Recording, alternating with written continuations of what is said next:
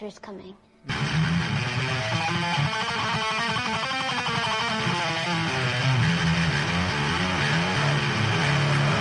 The king has returned from the broken ruins of Babylon. This is the end of days.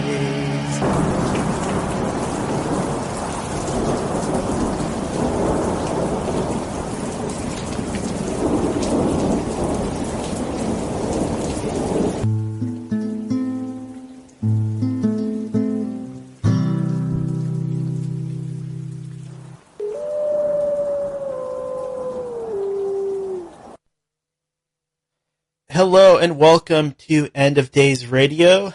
This is your host, Daniel, and I am broadcasting from the beautiful Emerald City here in the Pacific Northwest.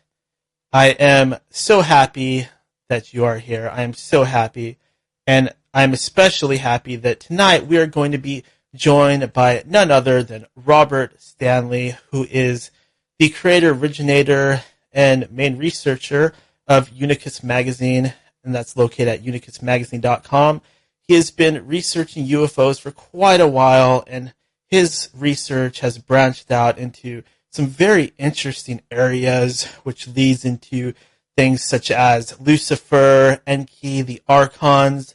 I'm going to go ahead and dial him right now. Hello. Hey. Hello. Hi.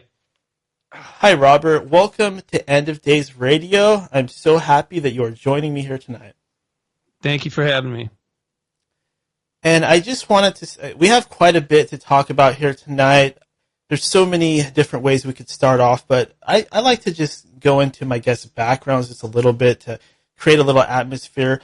Would you mind telling us just a little bit about what it was like, or where you grew up and what it was like there, and how you kind of started to become interested in this subject matter? Sure. Yeah, I mean, I'm 57 now. I've been to 58 countries so far. Currently living in Hong Kong. Grew up in Los Angeles, specifically Malibu. Lived there for over 20 years. And I continued to visit on a regular basis, even when I wasn't living there. But that's where I had most of my paranormal encounters, especially when I was younger. That's how I got interested in this, as you put it. Actually, it seemed to be more interested in me than I was of it. And that's what got my curiosity. In fact, in many ways, it felt like a survival mode. The way things were going for me, it really got very dramatic on September 21st, 1985, which I've told this story many, many times, so I'll just summarize it this way. I was working as a security guard at a private beach, and when I encountered a boy that was, in retrospect, I would say he was possessed. That's the religious view of it. If you're secular, you would say he was schizophrenic.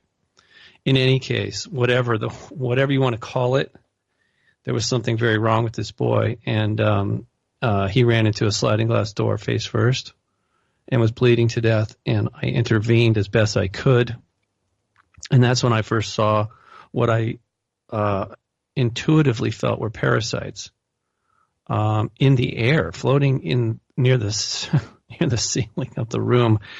And I had no idea what they were. I just felt that they were parasites. And it took me, I think 2011 is when I finally realized that these things were parasites, and that, in fact, they were pretty well known to our ancestors, through various names. The Gnostics called them Archons. Christians called them demons, and so on. But in any case, that's really where it all started for me, was then. And this isn't something that I really chose to do, but I guess somebody had to do it. I know I'm not the only one, but specifically when it comes to Malibu, I guess somebody had to finally realize that there was a huge amount of paranormal activity going on there, and most of it is very bad. Yeah, I was thinking Malibu, that's traditionally regarded as a fun, sunny, lighthearted area, isn't it? Yeah, if you're in the Hollywood business, it's the enclave for them. It's their little playground. Their little sandbox that as soon as Hollywood started, basically, Malibu became the sister city or the getaway place for the rich and famous there in the entertainment industry, and it still is. But a lot of negative, I mean, really dark stuff has gone on there, including mind control and murder. Prior to that, it was genocide. And there's also been a lot of suicides there, which unfortunately I knew, I think, 8 or 9 of those people. There's a lot more than that. But yeah, it was really strange. I couldn't understand why so many people in such a small town, it is incredibly small, that so many people would be committing suicide. I mean, people that were my friends. So it didn't make any sense to me. And even as the paranormal events were unfolding around me, there was no context for that, and it took a long time, and for me to figure this out. And even still, I'm open to new information on a daily basis. Okay, it's not like I'm saying I have. It's not like I have a monopoly on information in this particular topic, but I've done a lot of homework. I mean, years and years and years of research of not only my own experiences, but other people's experiences, which appear to be ongoing there. So, but yeah, it's not what people think typically. No, it's not. It's not just a place to go play on the sand. Now, how did this turn into a interest in unidentified flying objects? Again, that was not something I was looking for. I mean, I was aware of them. Everybody is, but. Okay, so after I had the experience in 1985, I started going back up to the mountains, and one of the unintended consequences was I found some what appear to be ancient megalithic statues. And as I was exploring those ruins, there were nights when I would be up there by myself or with friends, and we would see these craft, or they would see us. It seems more like they were watching and monitoring us than we were monitoring them. Because honestly, we're at a huge disadvantage when it comes to surveilling them.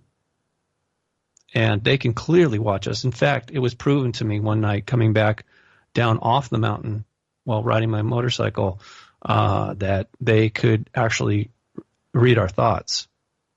And that's a spooky thought. That is a spooky thought. I'm telling you, it freaked me out big time. At that moment, I felt completely naked and alone, in the sense that there was nobody I could call for help in that regard. So I think it was probably around 88 or around that time. It was a few years after this thing had really ramped up to a whole nother level. And I kind of just figured, well, they're watching me. They're here like all the time, even if I can't see them. And so that one particular night I was coming down off the mountain, I had a feeling that I was being watched, and I thought I would try an experiment.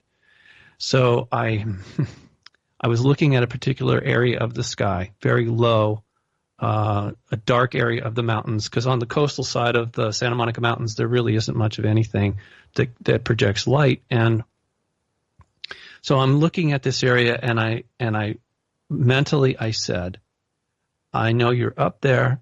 Why don't you just show yourselves? I am not going to harm you. And then they turned the light on the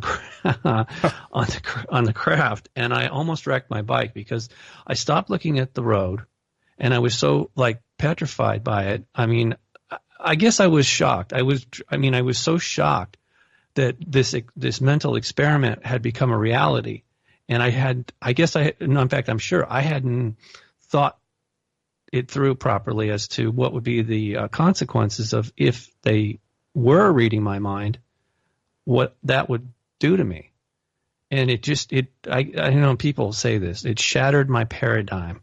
What the heck does that mean? Well, it put a dent in my psyche for sure, because at that point, I realized there was, even if I wanted to hide something, not that I do, or had anything, I'm not ashamed of my life. I mean, I'm not perfect, but it's not like I was doing anything that I needed to hide it. But I realized at that point there I had no privacy with these entities. And more importantly, I didn't know who they were, which was kind of upsetting. It still is in a way. I think I know them better now, but the fact that they can do this to us and we can't prevent it, and we don't know who they are or what they want. Yeah, we can speculate all day long, and I admit a lot of what I say is still speculative, even though it's based on decades of research and analysis.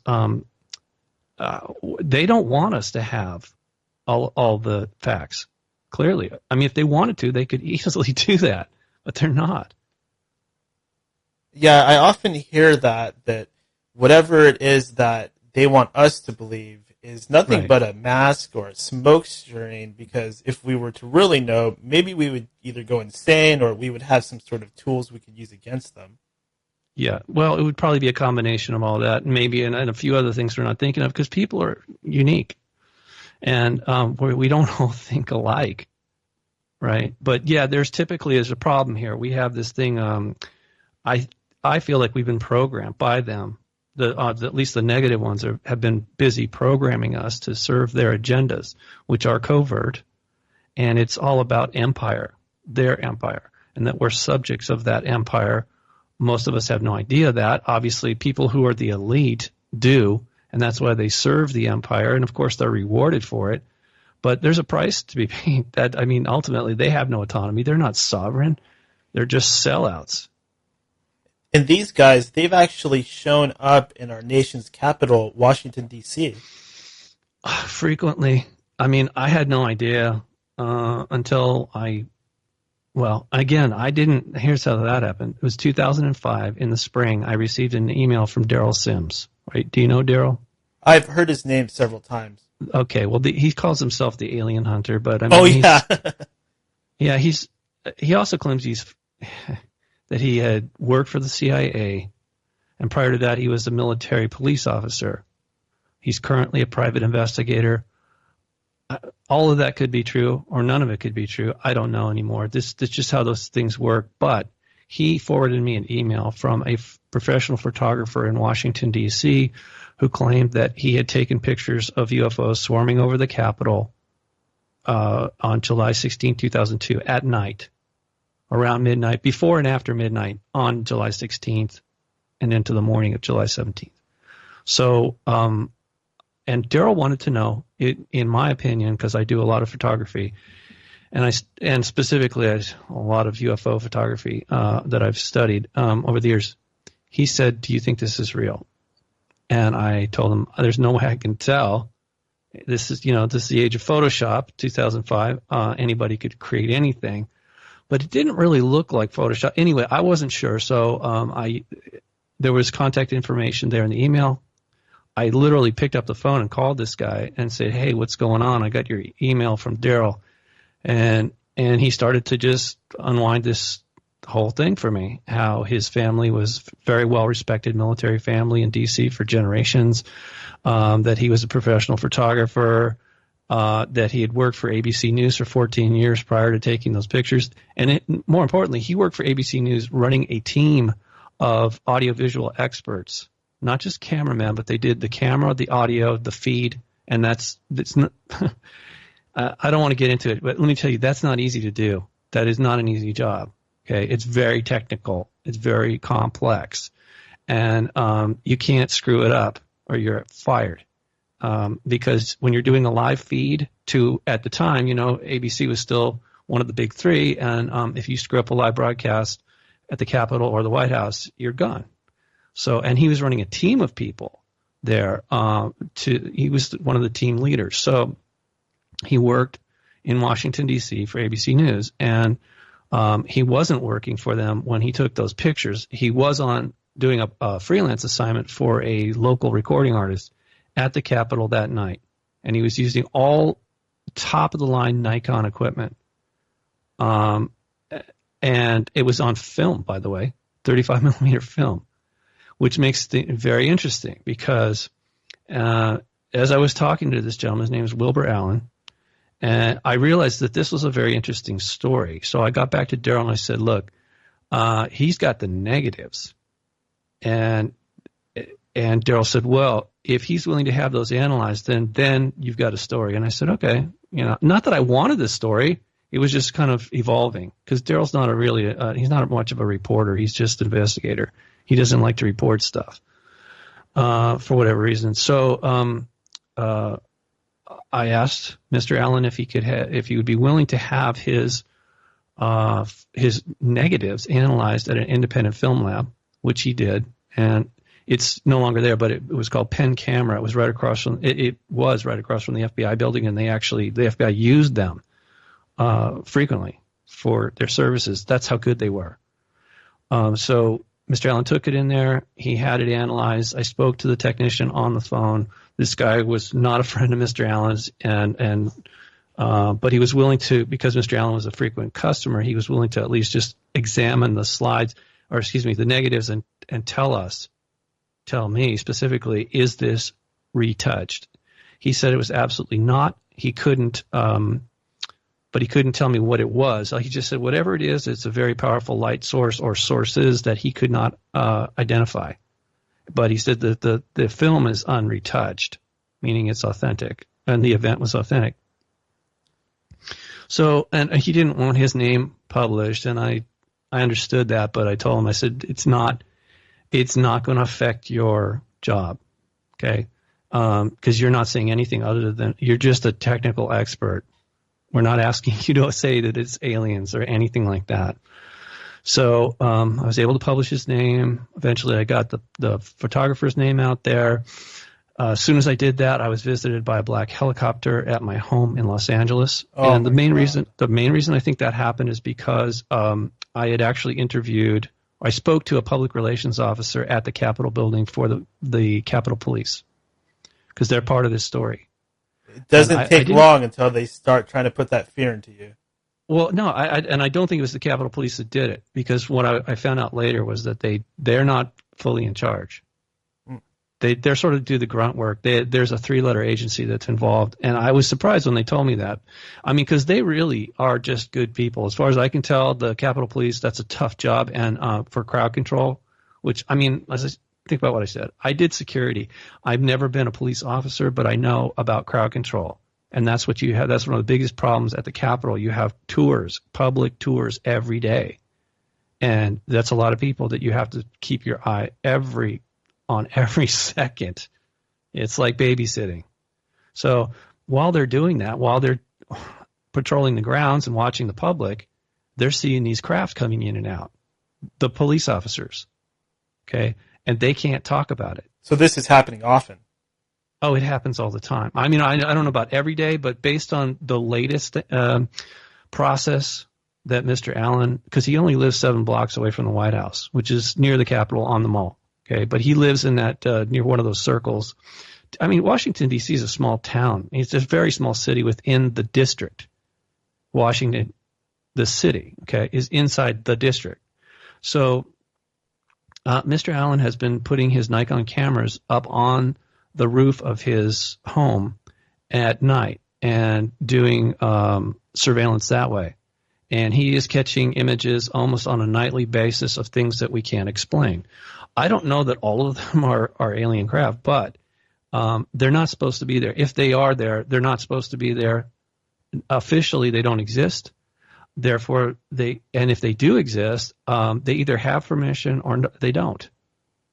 Maybe they don't even need permission. Clearly, here's one of the things that came out of that investigation, and it started in 2005. I basically ended it in 2011 with the second book, that's over. Each book was over 400 pages. The second one was a lot more comprehensive, because I actually spent years putting that together. There's over 900 eyewitness accounts of UFO activity in Washington, D.C. from 1850 to 2011. Nobody's ever done that. Nobody will duplicate it. It's authentic. But it scares people.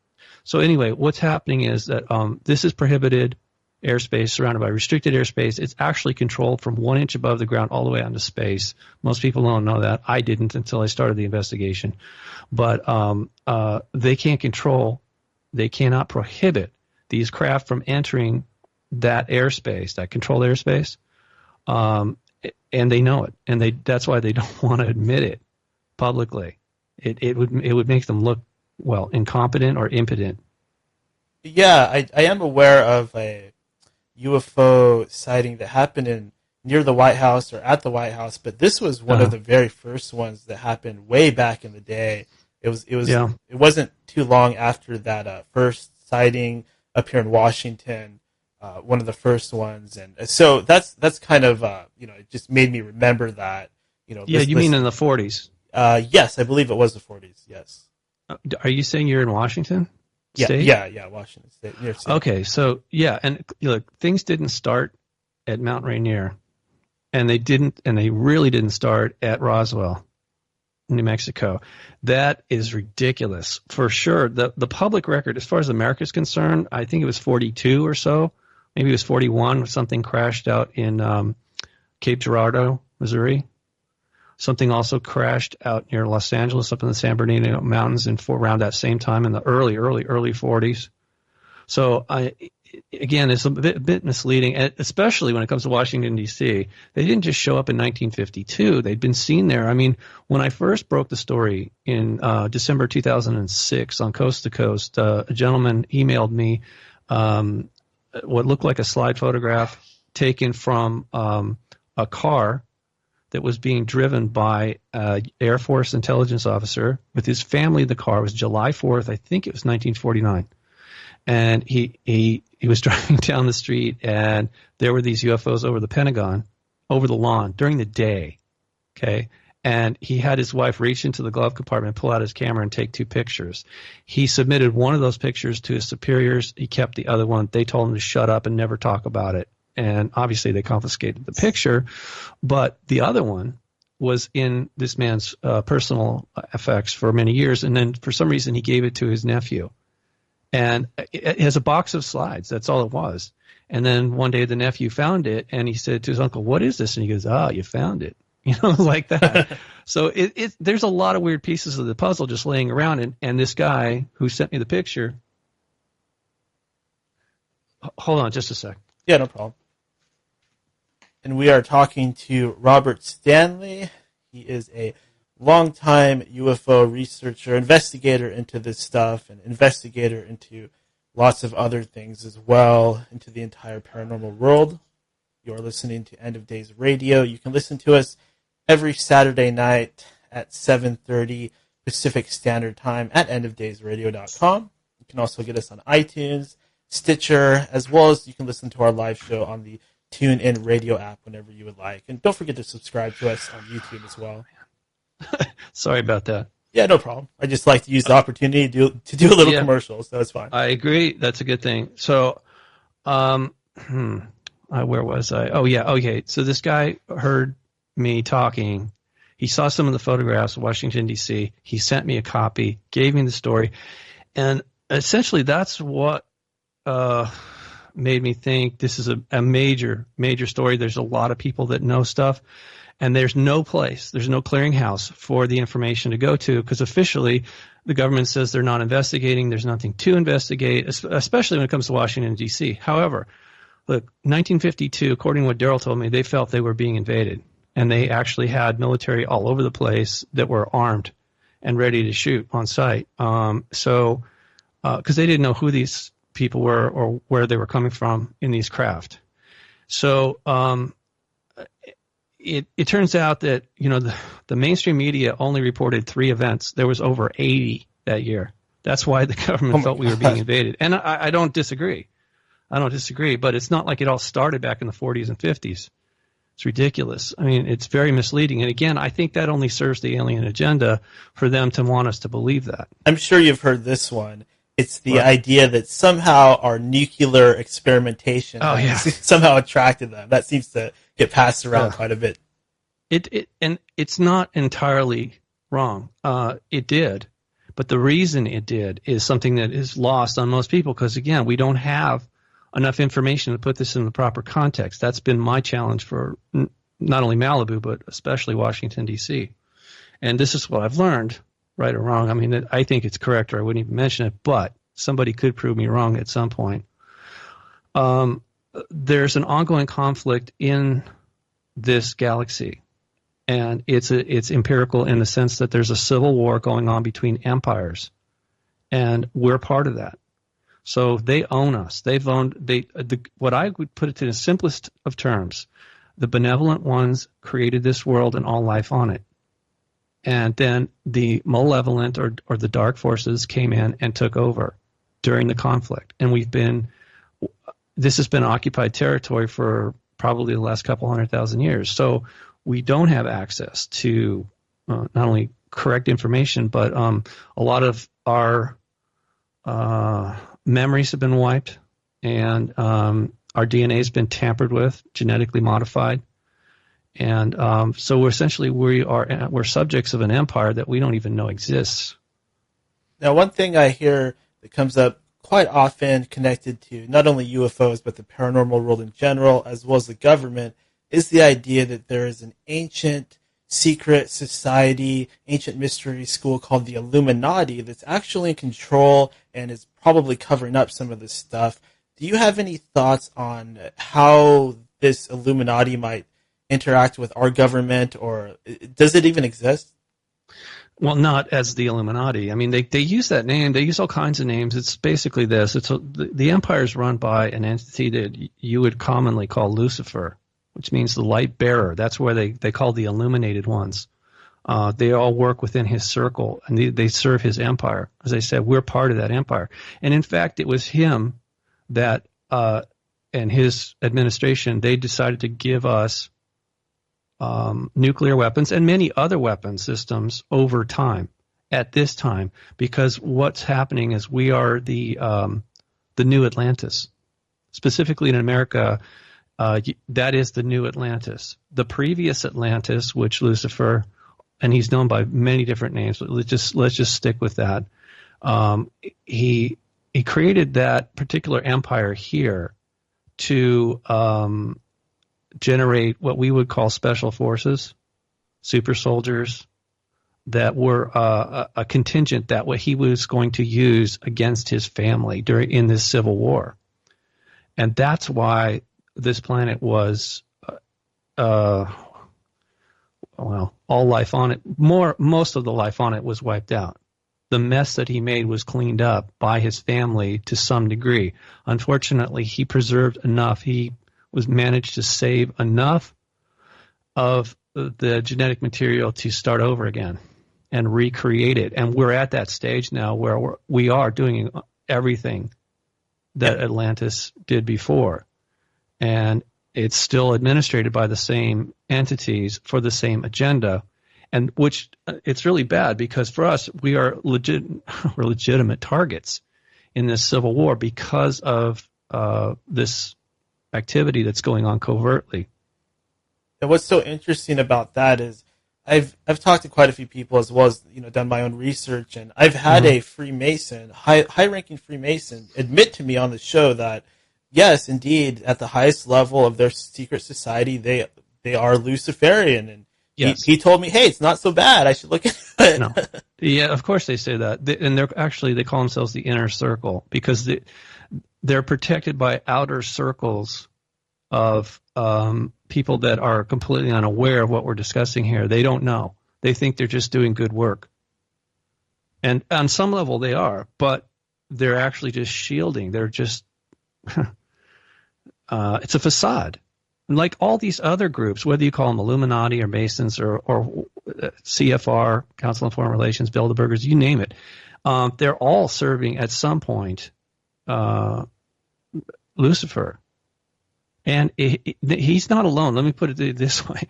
When I say Lucifer, I'm talking about a real entity. He doesn't have wings. He's a semi-immortal, once divine being. He's a humanoid that is amphibious. In the Middle East, he's also known as Oannes. He comes up out of the water wearing a sort of like a fish suit. That's best they can. That was the best way they could describe it. Well known to the Dogon tribe. As the Nomo, the fish people. So, but the problem here is it's not just his ego. From what I understand, he's actually insane, which is a dangerous thing when you take a divine being like that has incredible intellect and ability. If somebody like that were to go mad, they're dangerous, really dangerous. And he is. He's also royalty. Most people don't know this. They talk about the kingdom of heaven and the Father and all this stuff. My understanding at this point from reading Wes Penray's papers, which I find fascinating, okay? I'm not saying that they're 100% accurate. I think even Wes knows that, but very, very informative for me when I first started reading them a few years ago. He says that Lucifer was born a prince to the Orion Empire, and that at some point he was denied kingship. Now, Wes thought it was because he's basing it on the Christian narrative that Lucifer had fallen because of his ego, refused to serve God, etc. My understanding is that he actually went insane, and that is a unique perspective. I don't know if it's true, but it could be. It certainly could be, because we've seen examples of it when people are traumatized here. Humans, when they're traumatized, they suffer what they call dissociation or multiple personality disorder. And so it turns out a friend of my dad wrote a book called, originally called Sunburst, Return of the Ancients. His name was Norman Paulson. He started a group called Sunburst in Santa Barbara. My dad and Norman were both disciples of Paramahansa Yogananda. And so they were studying meditation, etc., back in the 50s.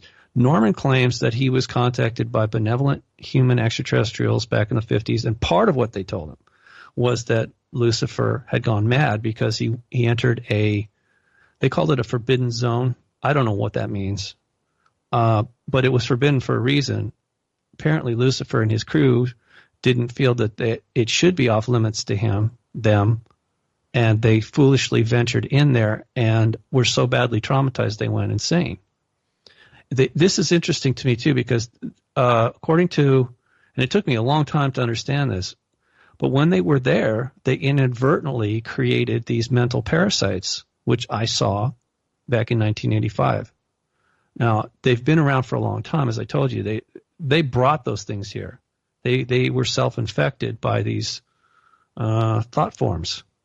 And I know that sounds weird for anybody who's like wondering, what's the matter with we want to talk about thought forms.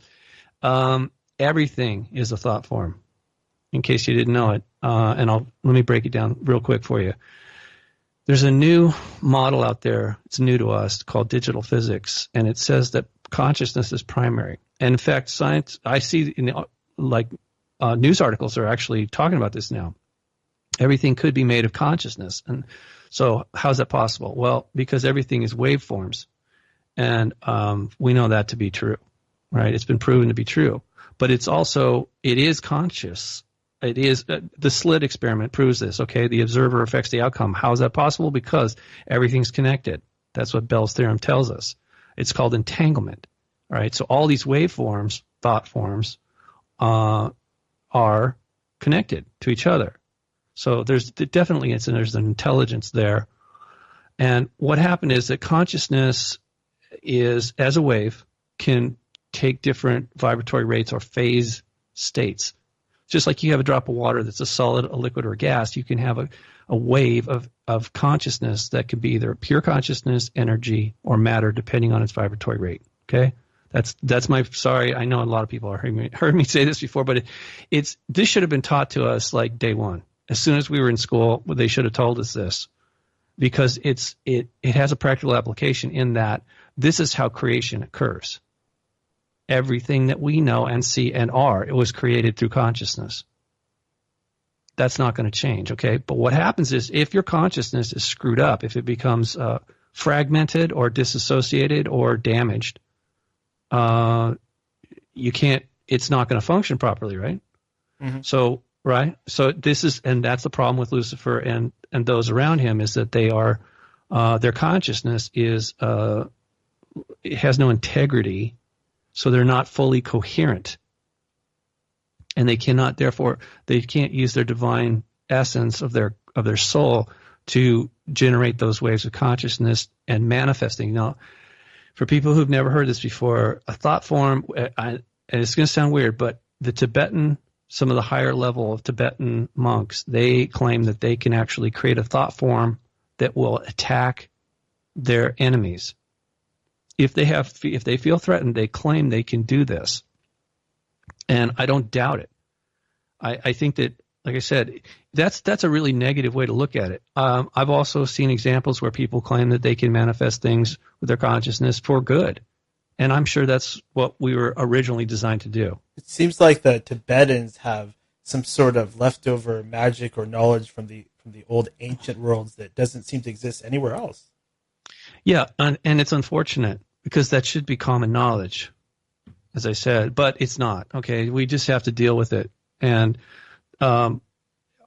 we've been so badly manipulated and lied to for so long, it's really difficult.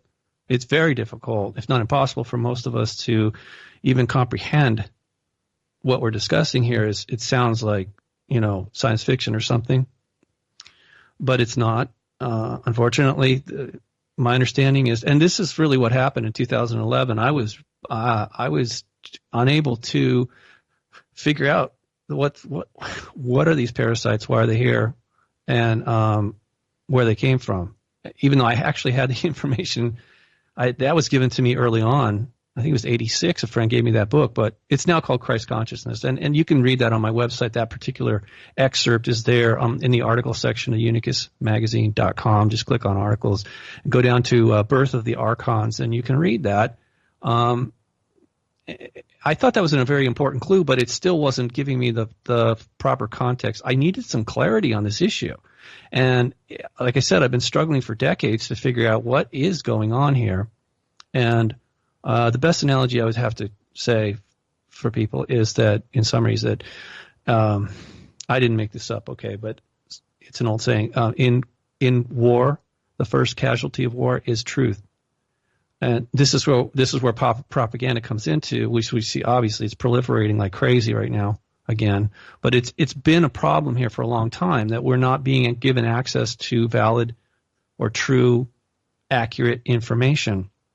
So in 2011, I felt like I'd hit a wall with this information and these entities. I knew they existed, but I didn't know. I was just confused, really. And so I started. You remember I told you I was in contact. I knew they were watching me, whoever they are. So I asked. I said, "Can you please help me figure this out?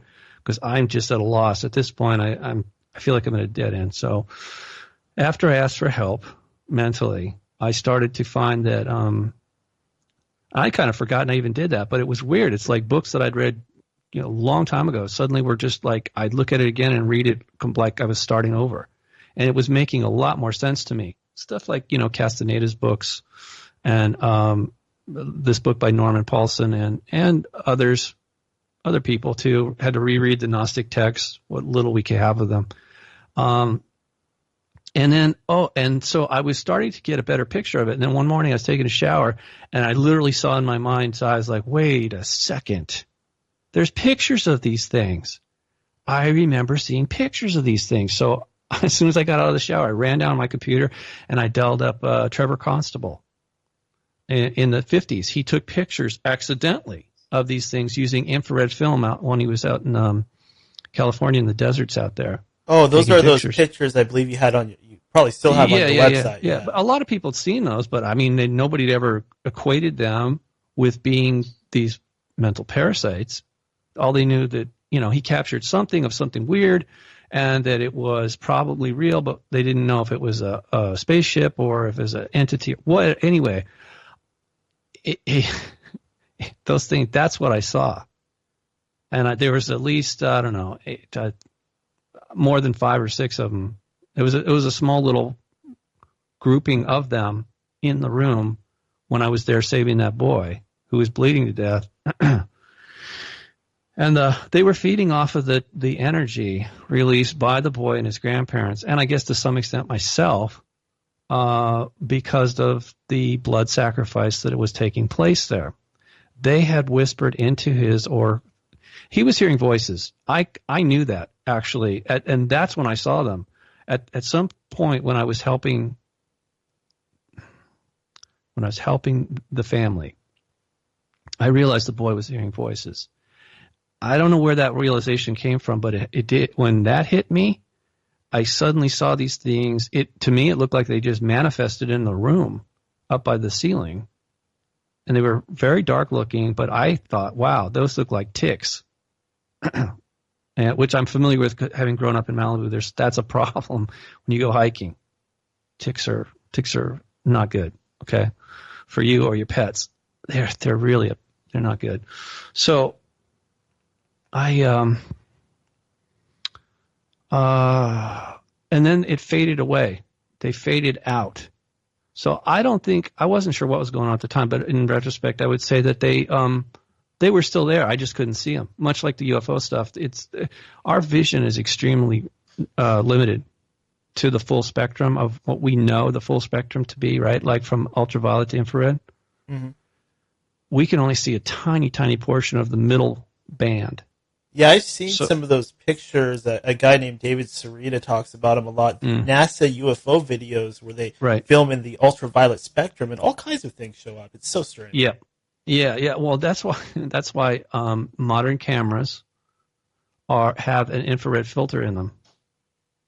Because if they didn't, they're far more sensitive to background radiation. If you took a picture without with a camera, a regular camera, if it didn't have an infrared filter in there, and you took a picture, you go, what is this? I didn't take it. That's not what I saw. So the cameras have to be dumbed down just to pick up the frequencies, only the frequencies that we see. Yeah, that is just the idea of that is so creepy. It makes you wonder because sometimes people will see blobs, shapes, shadow beings, all kinds of things, and it just makes you wonder, why do some people see these things and not others? Some people see them all the time. Yeah, which is a problem for them, obviously, because if other people don't and you do, then then obviously somebody's crazy, and obviously it can't be, the majority of people can't be crazy. And I mean, when I mean crazy, I mean like impaired. It's what I'm talking about. It's not like they're nuts. It's just that it's making them crazy. They don't realize that this is an infection. I mean, this is one of the things that I thought was kind of a breakthrough when in my article, I described it. I defined evil as an infection. So psychopathic behavior is really a symptom of this infection or corruption of our consciousness through these parasitic thought forms.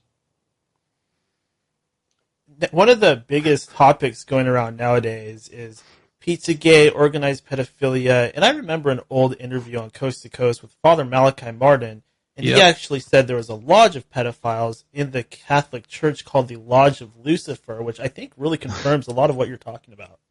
Yes, and they've also, with the new Pope, Pope Benedict prior to the current one, Francis, right? Benedict retired. He retired early because he couldn't deal with it. He was so disturbed by all the pedophilia and the satanic Luciferian stuff. He walked away from it. And then so Francis was the next choice.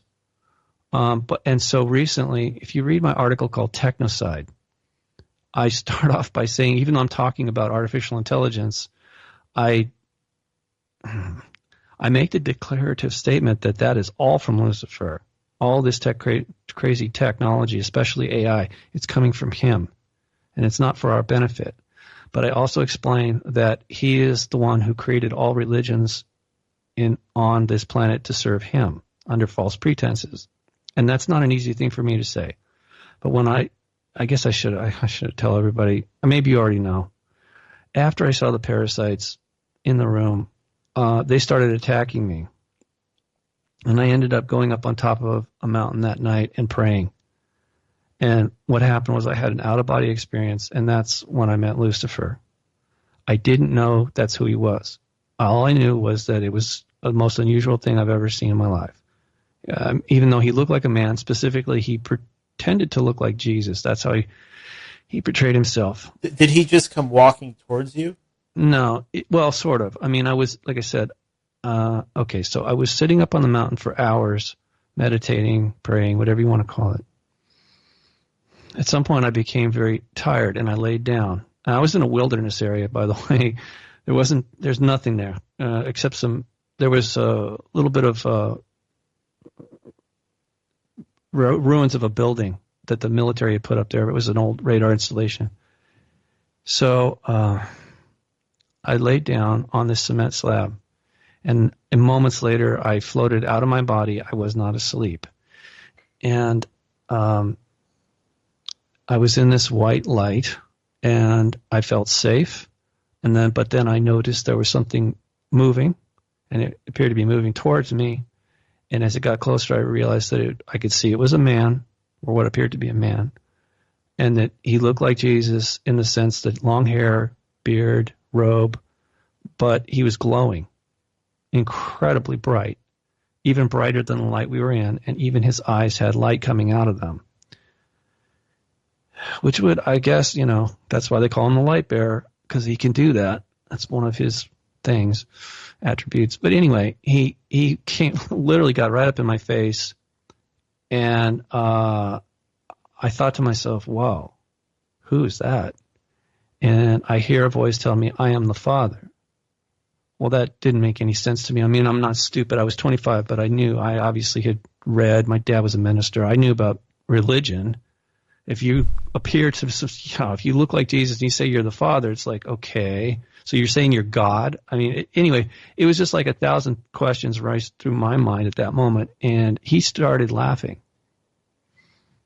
And unfortunately, it wasn't a good laugh. And I know for a long time I used to say this publicly, that it wasn't evil, because I'm just embarrassed to say the fact that he really screwed with my head. But it was very sinister the way he was laughing, and it actually scared me. It really scared me. And I sat, and the next thing I know, I was sitting bolt upright. I mean, just wham. And I thought maybe a few seconds had passed by, or at the most, maybe a minute or two had gone by. I just thought it was a weird, vision. Because, like I said, I wasn't asleep. But I'd had an out-of-body experience before, at least once, so I knew what was going on to some extent, but I didn't know who this character was. And then I looked over to the horizon, because when I first lay down, the moon was almost directly above me. But when I sat up, the moon was now setting on the horizon, and I thought, wait a second, that means hours have gone by. And I'm laying on a slab of cement, and I mean, I don't even sleep that good in a bed, And it just seemed weird. It's like, how could that be? So I knew something had happened, but I just wasn't sure what it was. And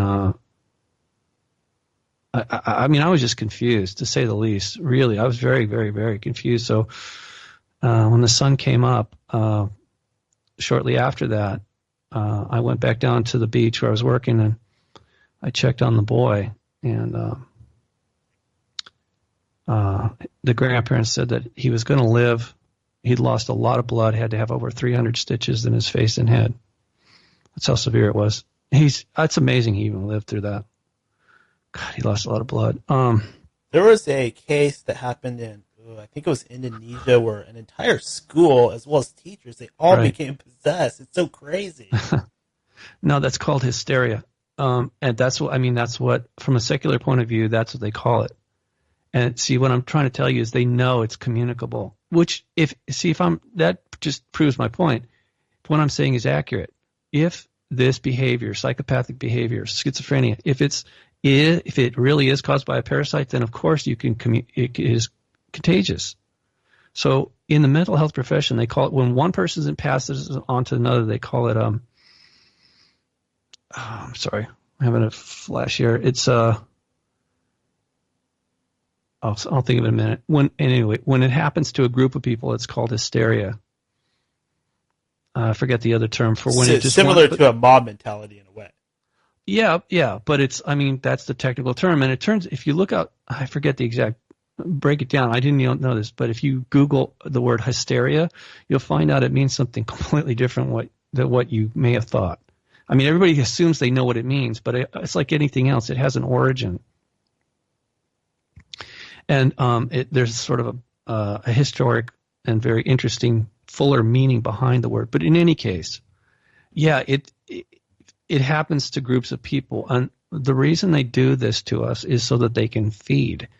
This is how they survive. And the movie The Matrix was an analogy. It was trying to tell us or warn us that we are their battery. We are their energy source. And that's how they survive. And this fits So right in with, like you said, the Castaneda stuff. it does, but he only mentioned it briefly. He calls them the Flyers. Look, Castaneda, that's not even his real last name. I forget what it is off the top of my head, but he made that name up. He's a plagiarist. I mean, he's quite a con man from Peru. But the books were interesting, especially when I was young. In my teens, I was reading that. It was, fascinating. I had no idea that he actually wrote those first 2 books while he was living in Malibu. But I'd heard rumors, but I know that for a fact now. And in any case, the man that he calls Don Juan doesn't exist. I mean, not as that. He was basically creating a composite character based on real people that he had met or heard about. So I think that he must have heard about or was informed about these entities, these Flyers. I don't know if he ever encountered them himself. I kind of think he did. In fact, it's as he got older, I think he really was infected by them. And, his life ended not well. I mean, it was not a good thing, but typically the signs of people that are heavily infected is psychopathic behavior or hearing voices or both. And people that are psychopathic have no empathic ability. They have no empathy. They cannot feel any emotions for themselves or, more importantly, towards others, which makes them dangerous. Definitely. But you're talking about the guy guy that does terrible things to people and just does not feel bad about it. Right. Or here's the other, and yes, which makes them incredibly dangerous. It also makes them highly effective politicians. That's why they usually they excel at that because they don't have any empathy. So, and they're drawn to that. And what the other thing is I found out is that psychopaths can and often do pretend like they have emotions so that they can trick people that are normal into lowering their defenses and trusting them. So that's a huge problem as well. And it seems that the name of the game is energy. Somehow, with Right. the pedophilia, the psychopathic behavior, it all seems to just filter up to somewhere. It does. Well, and yeah, I wondered about that myself. And here's what I came to the awareness was that it's not sexual. It's about, yes, they're drawing energy, and children obviously have a lot they're very, they possess a lot of energy. But more importantly, the ones that actually live through that kind of torment, they are forever infected and affected. So in other words, they're broken down, they become multiple personality disordered, and they are heavily infected with the parasite. And this is all done intentionally, by the way. It's not just an accident. This is done to, what do they call it, procreate. This is how they preserve themselves. So they're not just feeding, they are breeding. Yeah, I've heard from, or I've read, from reading into the occult world that a person can abuse a child and actually bind a demon to that child by breaking them down. It's the same thing, it seems like. Yeah. No, that's exactly it. But the person is doing this not because they want to, it's because they have to. That person is infected. It's sort of like the vampirism. Vampires, they pass it on, that their infection becomes, whoever they bite supposedly becomes infected too, right? Oh, yes. Most of the time, right? So that's really what it is. And, so a lot of times drugs are involved too, specific drugs like methamphetamine, cocaine. Those are mixed in. I found this out recently regarding this Pizzagate thing, that people are foolishly taking online, they're buying things like Viagra and Cialis, not knowing that there are other drugs mixed in there. And what happens, they become not only addicted to that drug, but it opens them up for being infected or possessed, depending on your perspective. Yeah, that's really interesting. And one thing that I've noticed, and I'm bringing this up because I actually watch and enjoy this show, whatever the intention is, but have you seen this new show on Fox called Lucifer? Yeah. I'd laugh really hard right now, but I have a side ache. Yeah, it was actually a couple years ago, a Luciferian from the Middle East contacted me and said that he and his group were offended by what I was saying about Lucifer, and that he's really a good guy, and he's got his own show coming out on Fox. And I'm like, wow, okay, whatever, But yes, I can't watch that in Hong Kong. I have on the internet. I was able to see a little bit of it. I've read also a lot of descriptions of the show, summaries, and I see what they're trying to do, and I do find it interesting that they would put him in Los Angeles. And believe it or not, what's most fascinating is that the Los Angeles police detective that he works with, that woman, Yeah. Decker, her mother lives in Malibu. Oh. In the storyline, you gotta think now, who's writing this crap? It's people in Hollywood that are clearly part of the cabal. They are heavily infected, and they know what they're doing.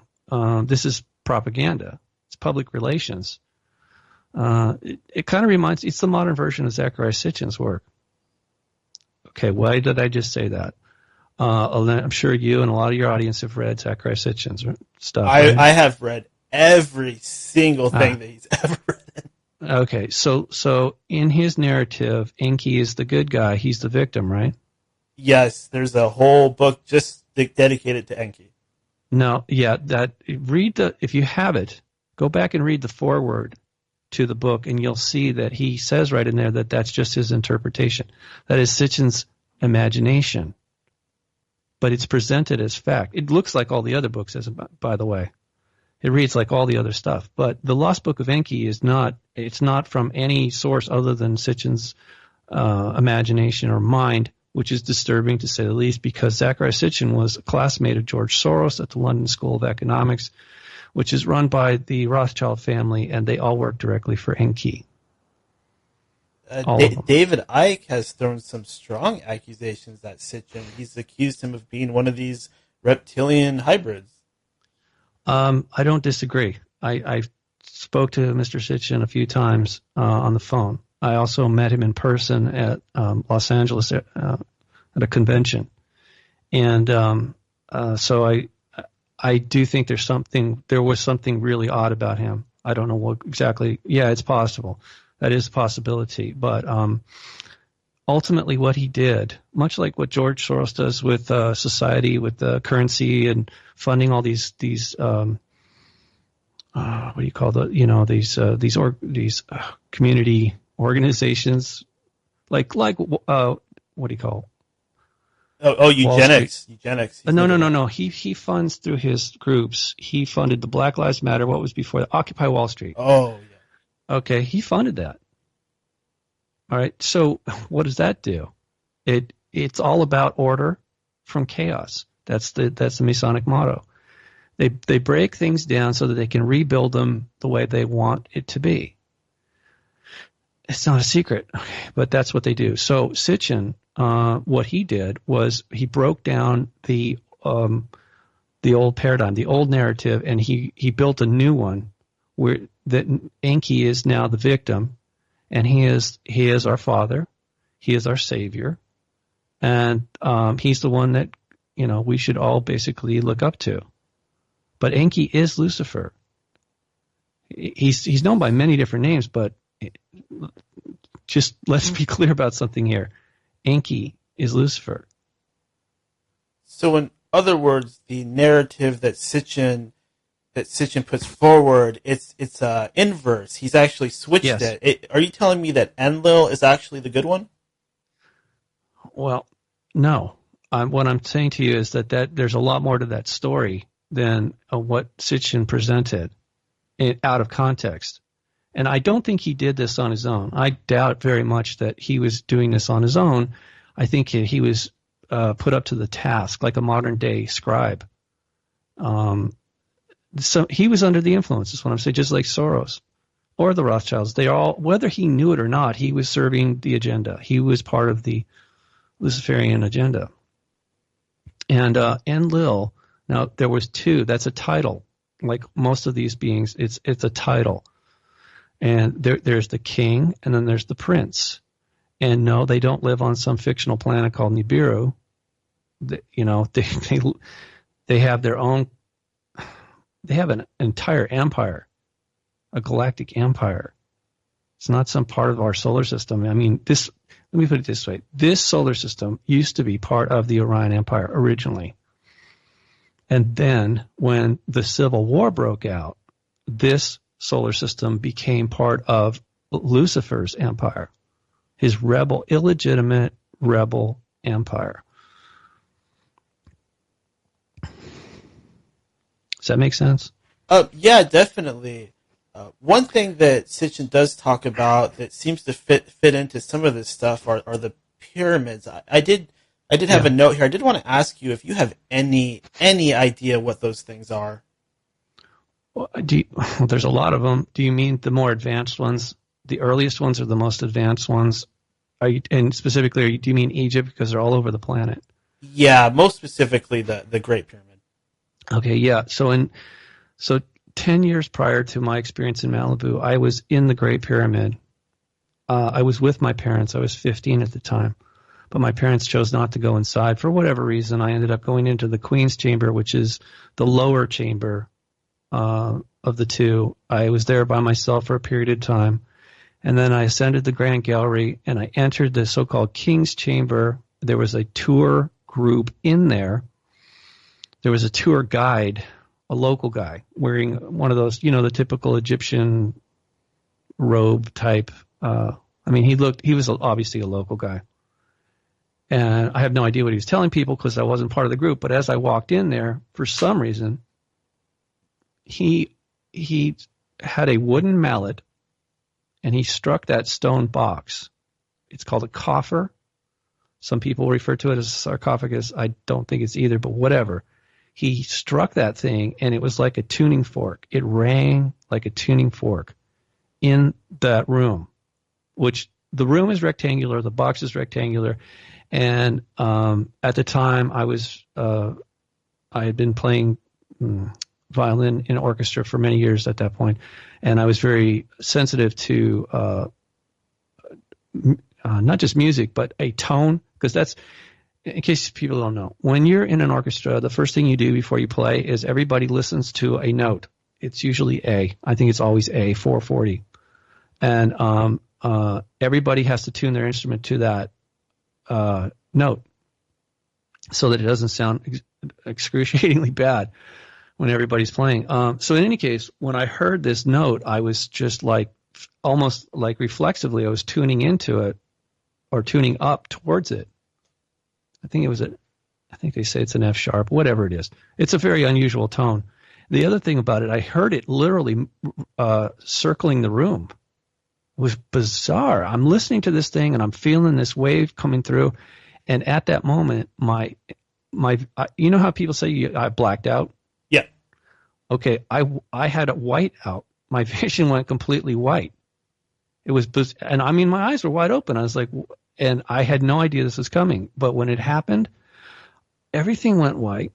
And the next thing I know, I felt like I was outside the pyramid looking at it. Which to say I was surprised would be an understatement, but I'm utterly confused at what's going on. And, and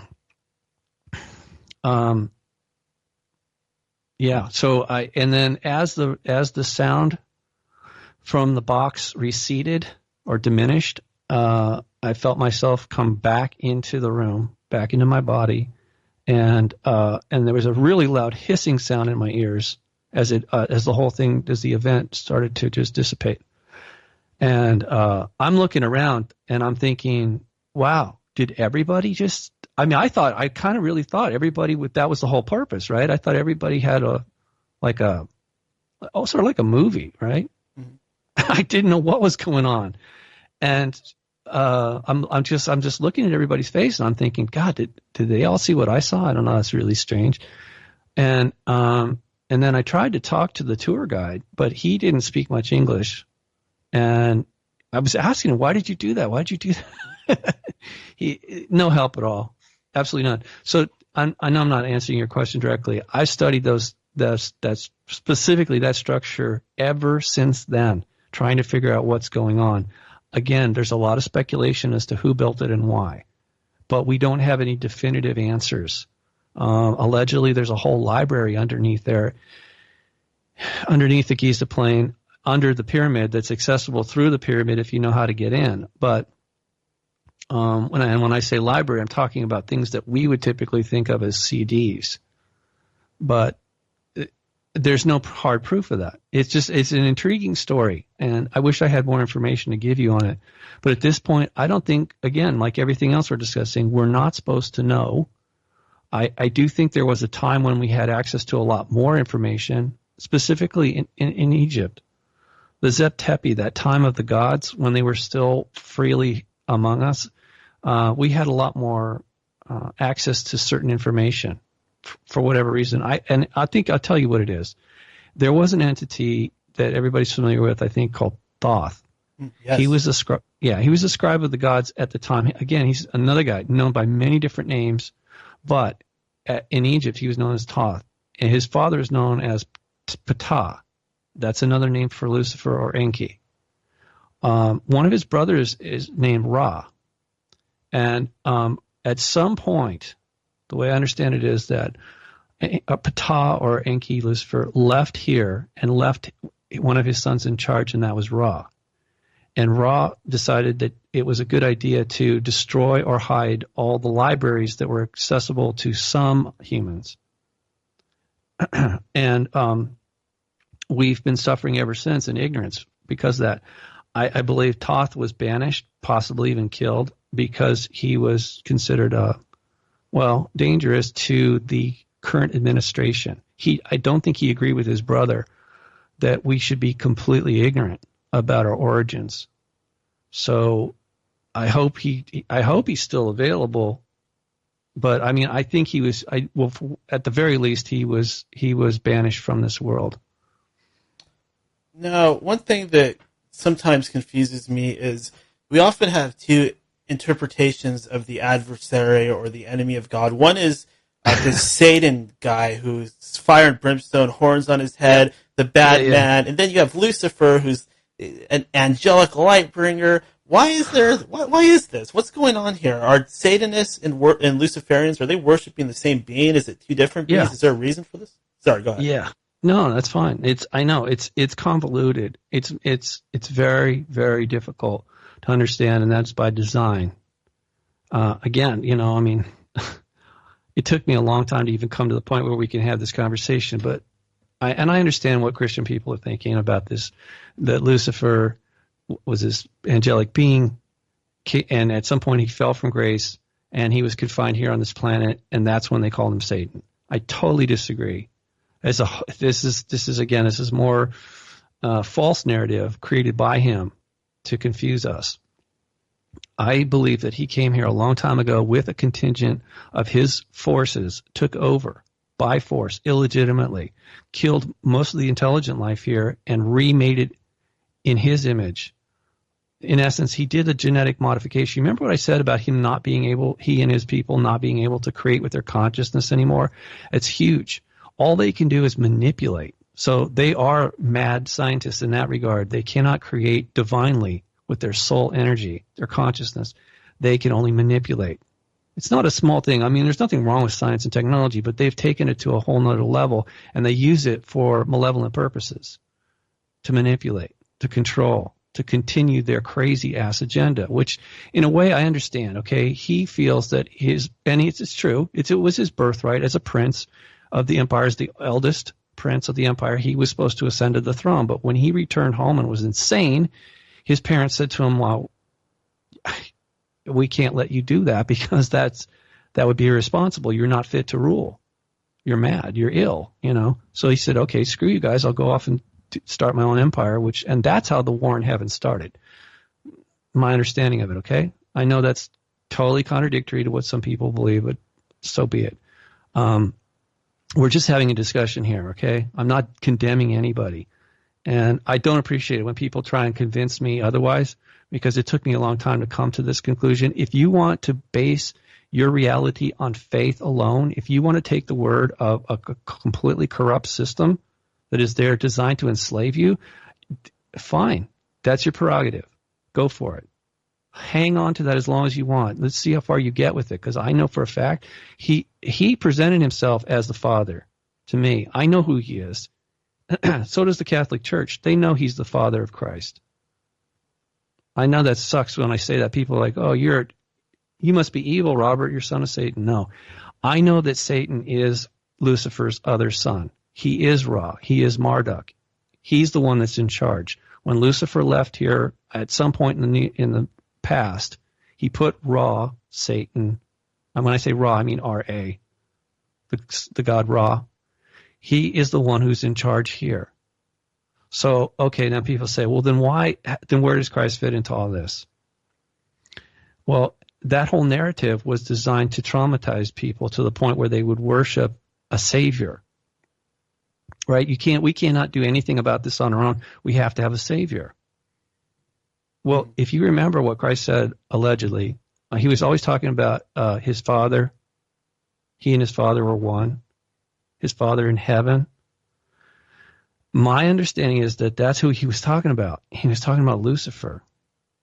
And if you read my article, Technocide, you'll see I have links there twice recently. The Catholic Church has said this, that Lucifer is Christ's father. I don't know how they know this. I don't really care.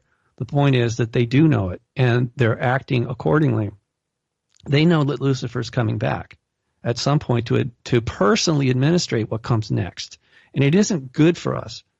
It's part of his agenda is to, as they've been doing covertly for decades here, under false pretenses, they have created a so-called secret space program with super soldiers. And the only reason they did that is because they are going to use them as tools to attack the court of Orion on behalf of Lucifer. That explains so much, because I've been getting really into the super soldier stuff recently, and they seem almost like it makes sense, because you think, why would they even need people like this? It seems like extreme overkill. You need these guys with psychic powers and stuff like that. What, to fight the reptilians, right? Or the insectoids or whatever. This is why we cannot have a direct dialogue with any extraterrestrials. Because at some point, if there was a question and answer period, and we were actually allowed to vet anything, this is all going to come out sooner or later. Okay, whether they like it or not, everything is going to be revealed. That's part of the healing process. The way it was, so once I finally got some help in clarifying where the parasites came from and how they exist or persist, the next question was like, okay, now I understand the problem. How is this going to be resolved? Because again, I have no idea. I could theorize all day long, but I mean, I wanted to know what the benevolent ones felt was going to be their plan of action, because I know that they're concerned about this. This isn't a small thing. It's not isolated just to our world. So they have to do something, and more importantly, we're not insignificant. We're part of that entire family. Always have been, always will be, and they do care about us very much so. But the fact that we've become a threat again, a legitimate threat in this conflict, is a huge issue. They don't want to harm us, but they don't want us to harm them either, especially out of ignorance on behalf of Lucifer.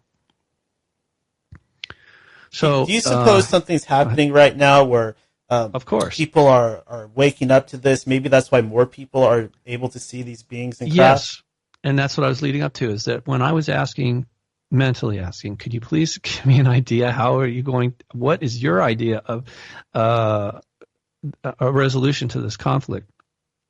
And I was shown that that Lucifer would return, that the UN and the Vatican were going to be completely behind it, again, under false pretenses. He's going to show up and say, I'm here to save the day, right? And okay, fine, go ahead, try it. But of course, a lot of people will fall for it again, because they'll engineer some chaotic event, and people will be freaking out and going, "Oh my God, they're here to save us." And I know we're programmed to that. It's called the Stockholm Syndrome. That's what scientists call it, but we really are screwed up in that regard. We've been, programmed to believe that or react to that without question, most of us. But anyway, when they showed up, that's one of the reasons that the benevolent ones have been projecting waves of energy towards us that would help reactivate parts of our being, specifically our DNA, that has been dormant or switched off for quite some time. So that's why, yes, to answer your question, that's why we see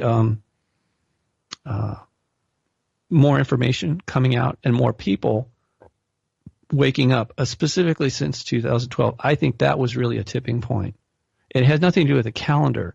It's part of an agenda or a contingency plan to help I'm blanking on the word, rehabilitate our consciousness. That definitely falls in line with my experience. I actually started this show around 2012 and had an experience very similar where I felt waves of energy, something weird going on in my spine. I felt like I was being recombobulated somehow and came out of it feeling totally different. Yeah, I think the reprogramming is part of it. Or I should say, it's more like deprogramming. That's the thing, because here's what I was trying to say before. If we're all connected, and science calls this entanglement, it's not my imagination. However, I've seen it. I was shown it. It's like a web. Well, it looked to me like a web of light that connects everything, which was amazing to me. All right, because that was back in the 80s, and internet didn't even exist yet. And the internet's okay, but it's really very corrupt, and it's such a joke compared to what really exists already throughout all of creation, and we're connected to that. So look, if you think of it in terms of the internet, right? If you were only access the internet through dial-up right now, you know how much information and stuff you'd be missing just because you're sitting there waiting to try and even connect. And a lot of stuff you couldn't even get. You wouldn't be able to access. Files too big. Sorry. Yeah.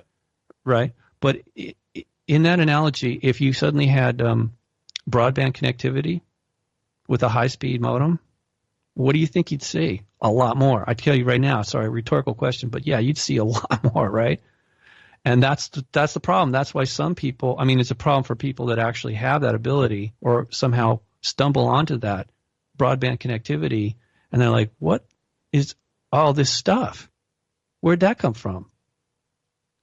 So what's happening with these waves of energy, the way it was explained to me, is that this isn't over yet. 2012 was a tipping point, but we're still we're not out of this thing yet. So this is why last year, especially, oh my God, a lot of things were revealed. We're not there yet. What I saw was that there would be a point somewhere in the future where everybody would know everything, whether they liked it or not. And I guarantee you, a lot of people aren't going to like it. They're not. They're going to be really, really upset and freaking out because they don't know how are you supposed to deal with it. My understanding is at that point, people need to make a choice. They are going to be given a choice because free will is a huge part of this whole process. It's not a theory. It's not, I guess you'd say it's not even a right. It's inherent in our nature. And here's why. The way this thing is growing is a fractal, a holographic fractal. Without free will, it would just keep getting bigger. There would be no true individuation. Each cell that we are, each soul is a cell within this creation. It would have no individual, unique ability. It would not be growth. It would just be expanding. It wouldn't really, there would be nothing new would be going on. So this is why that it has to be, that's my understanding. That's the prime directive. It's not something out of Star Trek. Really, free will. It's not only for like a few people. It has to be respected in everybody, and that's why what's been going on here is a huge violation, and they know it. These Luciferians do know what they're doing, and that's one of the reasons that they trick us into agreeing to doing stuff under false pretenses. And the analogy for that was and is obviously Eve being tricked into eating the apple, then handing it to Adam. That's just a metaphor. but I think it's sufficient to kind of just illustrate the fact that we've been duped for a long time. I have kind of a weird question to throw at you. Yeah, please. And I apologize if this is extremely strange.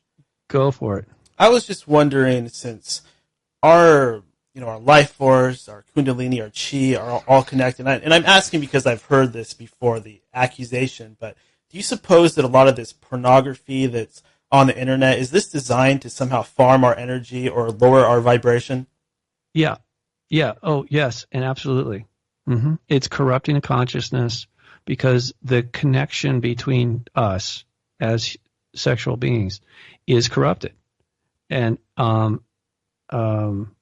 there's something more going on between humans when it's not just physical. There's an energy there.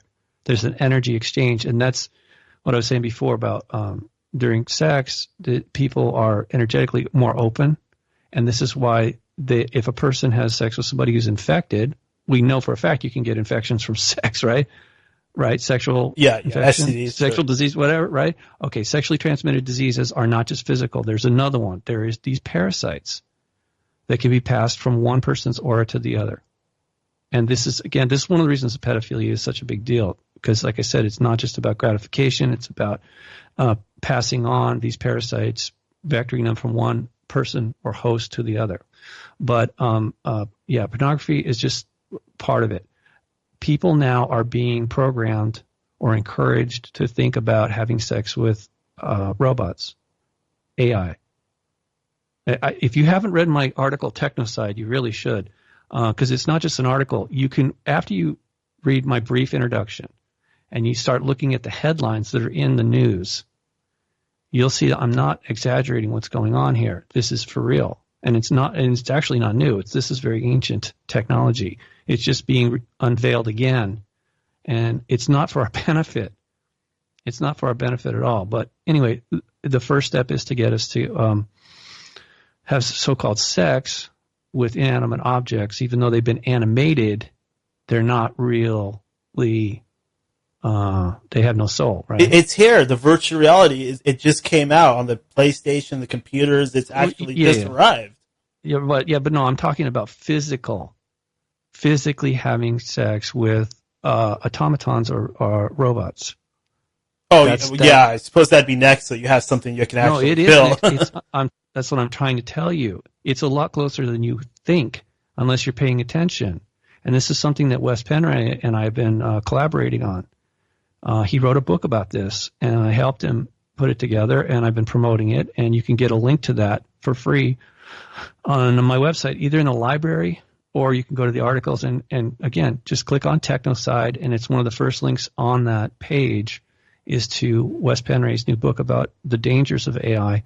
But it's not something we managed to do on our own, and it's not for our benefit. It's to further enslave us, and more importantly, to administrate the next level of what comes. I mean, what's coming next is, and I've written about this as well, is that officially we're going to go to the moon and build a colony. They call it they're literally calling it a moon village. And that they're going to print it using 3D printers, using local material, and we're also going to go to Mars. It's not going to be completely regulated by governments. There's a lot of private industry that are going to be involved. Thing is, they've already been doing this behind the scenes because there's ancient bases up there. That's another thing you can read on my article called Digital Deception. You can see that. Clearly there's things up there that shouldn't be, or at least not according to the common belief, right? What we've been told is there's nothing up there until we get there. And it's just the opposite. It's reverse. There's a lot of stuff up there. Most of it's underground, but there's stuff on the surface too. It's clearly visible. So why do we got to do that now? Well, because it's time. It's time. And it's a timetable that we didn't even create. And we did touch on this a little bit, or you did, I should say, but on the topic of these reptilian aliens, they seem to always be, they have a very bad reputation because of the work of David Icke and stuff like that. Now, do you believe these are real, or is this just part of the deception and distraction? Yeah, it's a bit of a misdirect.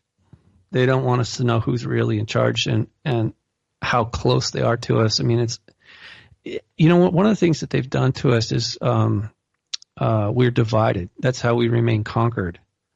We have no sovereignty, and we have no integrity when it comes to humanity. We're constantly at each other's throats, right? For whatever reasons, political, religious, you name it. Bringing in another boogeyman is a very simple thing for them to do, and it's very useful. So, personally, I don't think that most of what we're being told is accurate, and that's by design. I mean, you think about some of the things that these people, so-called super soldiers, I'm out now. Yeah, sure. How did you get out of that program? They've been training you all your life. Now they just kick you out on the curb, and they're just so you can go on the radio. Yeah, I'm sure you're telling us what you think is real. Is it accurate? No. Yeah, some of these super soldiers, like a guy looks like my plumber or something like that. He doesn't look like Captain America. No, but see, okay, here's the thing. Not everybody is the on the front line. They're not the point guy. In other words, for every soldier is deployed, there's at least 10 people supporting him in the field. And they're not all muscular and built, whatever. They're not Captain America. They're clerks. Or in this day and age, everybody is an IT guy practically, right? You have to know something, because everything's networked. Yeah. But it's getting more complex all the time. So in other words, you could have like super nerds. I mean, I imagine they do. I'm sure they do. They have super techies that are running around making sure that everything goes smoothly. But they're not like I like listening to some of these guys, especially William Tompkins. I find him fascinating because I know some of what he's saying is true, but his understanding or his misunderstanding of the picture is extremely off. I mean, and I know he's not intentionally doing that, but that's the ultimate outcome of that. Tom DeLonge is another guy. He's out there making some really bizarre statements, way beyond his pay grade, and that's a government term, by the way. He's not in the government, but he is a Mason. So, in essence, he's part of the shadow government, also known as the deep state. So, yeah, okay, he's a rock star. I could care less, but he's also just a pawn. The stuff that he's out there talking about, he's doing that on behalf of DARPA's secret agency called the Jason Society, and I guess Mr. DeLonge thinks it's really fun or cool or something. It's a marketing opportunity, I guess, for him to sell T-shirts or something. But it's really very misleading. Now, one thing that I often wonder to myself is, how exactly dangerous is it sticking my nose in places where it probably doesn't belong? Is it dangerous to research this stuff? What do you think about that? Yeah, from personal experience, I could say, unfortunately, they've never done anything horrible to me. But yeah, intimidating me with the black helicopter, and then sometime after that, they actually sent 2 of the double rotor helicopters to my house. I'm a civilian, okay? You could hear those things coming from miles away. When they came over the house, it was shaking the entire neighborhood. I mean, very low, doing crazy maneuvers. I mean, my jaw was open. I was just aghast at what they were doing, but, they feel like that's all they got. That's their only game plan. They have to remain in the shadows. They want to intimidate, control, manipulate, kill, whatever. I mean, it's a very limited thing that they got going on there. And the other thing is, for me personally, I know that the benevolent ones are watching everything that goes on here, and it's very difficult for us to know really when they're intervening, because they do it. It's just very subtle. They never violate our free will. They don't ask for any publicity. They don't need it. And again, if they want us to cooperate, they just ask.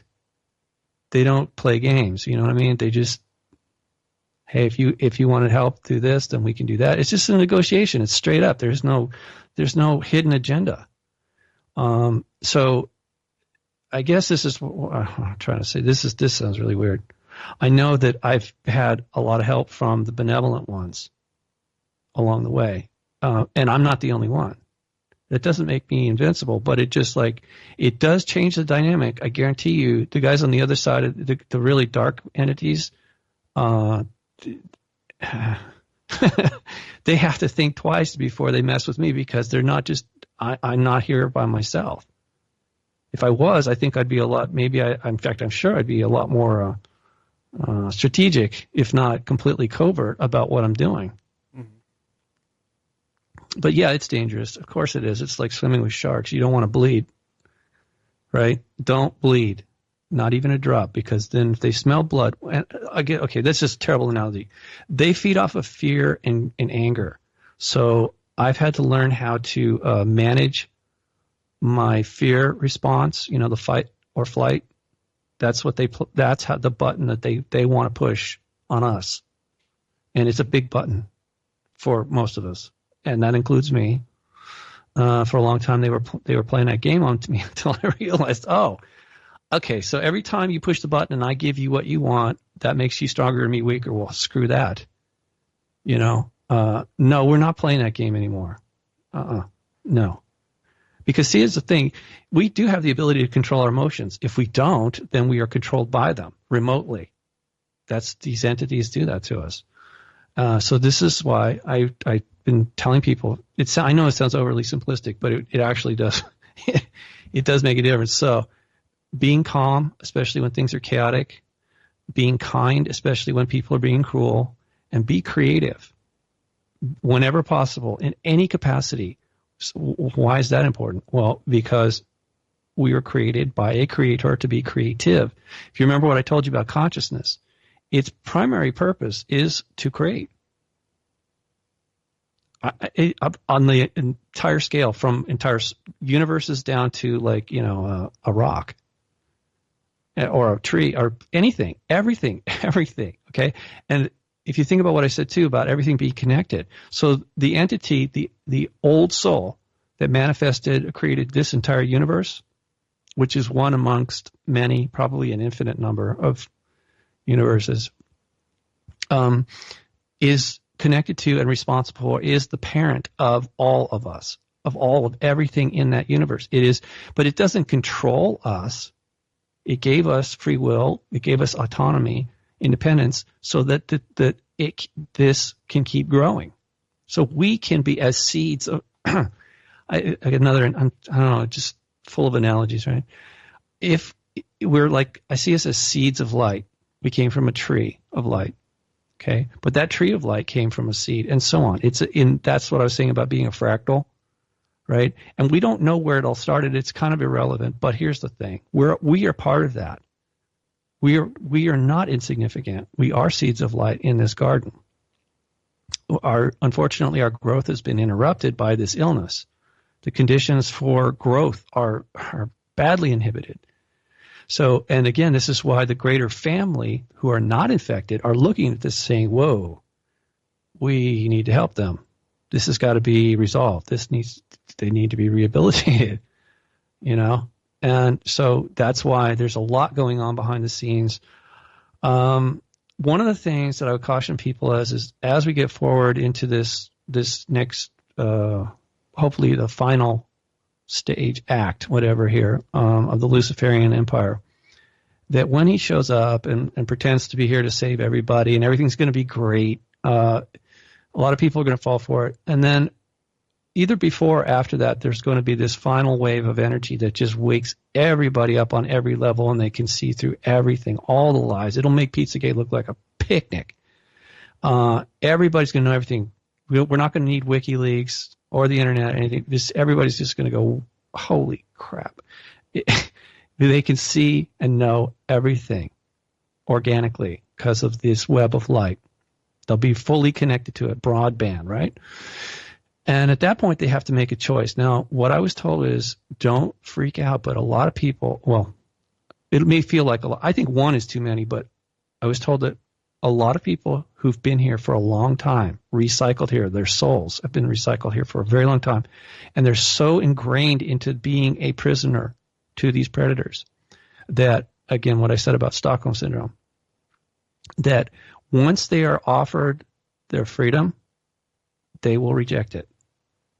And because, as I said before, that free will is a really big part of this whole process, that has to be honored.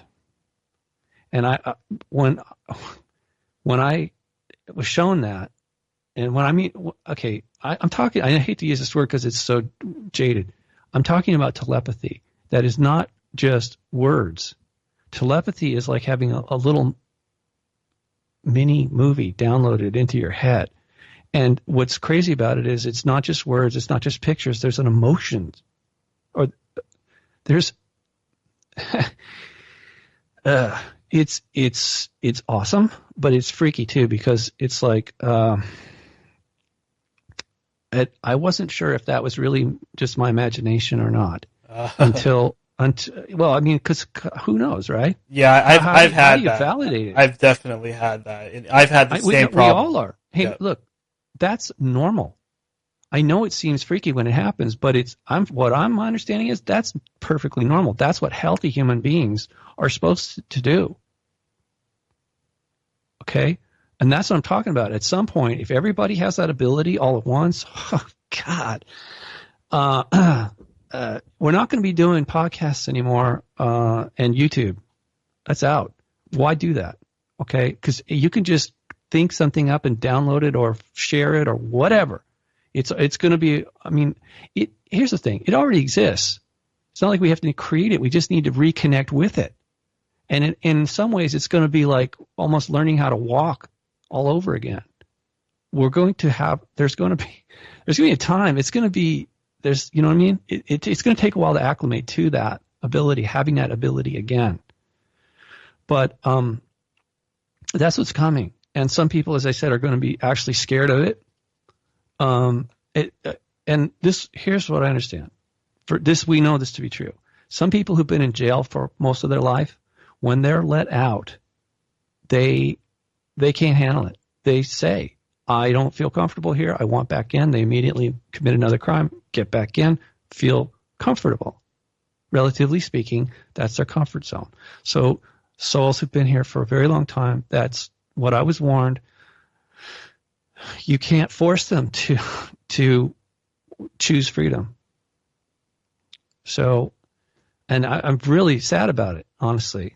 It really, really makes me sad because, I mean, for the past, like I said, it's been over 30 years now.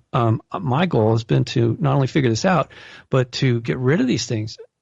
I mean, I've always felt that way, you know, any kind of parasite. I don't want parasites on me, or I don't want them harming anybody, you know. If I have any ability to stop that, I'm going to do it. I'm all for it, you know, because I don't like to see people suffer. Why? Because I'm healthy enough. I still have empathy. Yeah, it does seem like as soon as you figure these things out, they come up with a new strategy, and they're still able to get you. Well, and here's the thing, though. You might have noticed they're acting more and more desperate. The reason they're doing that is because they know they're losing control over more and more of us. And this has to be done. This had to have been done gradually. Otherwise, the contingency plan for the dark side was to just annihilate us all.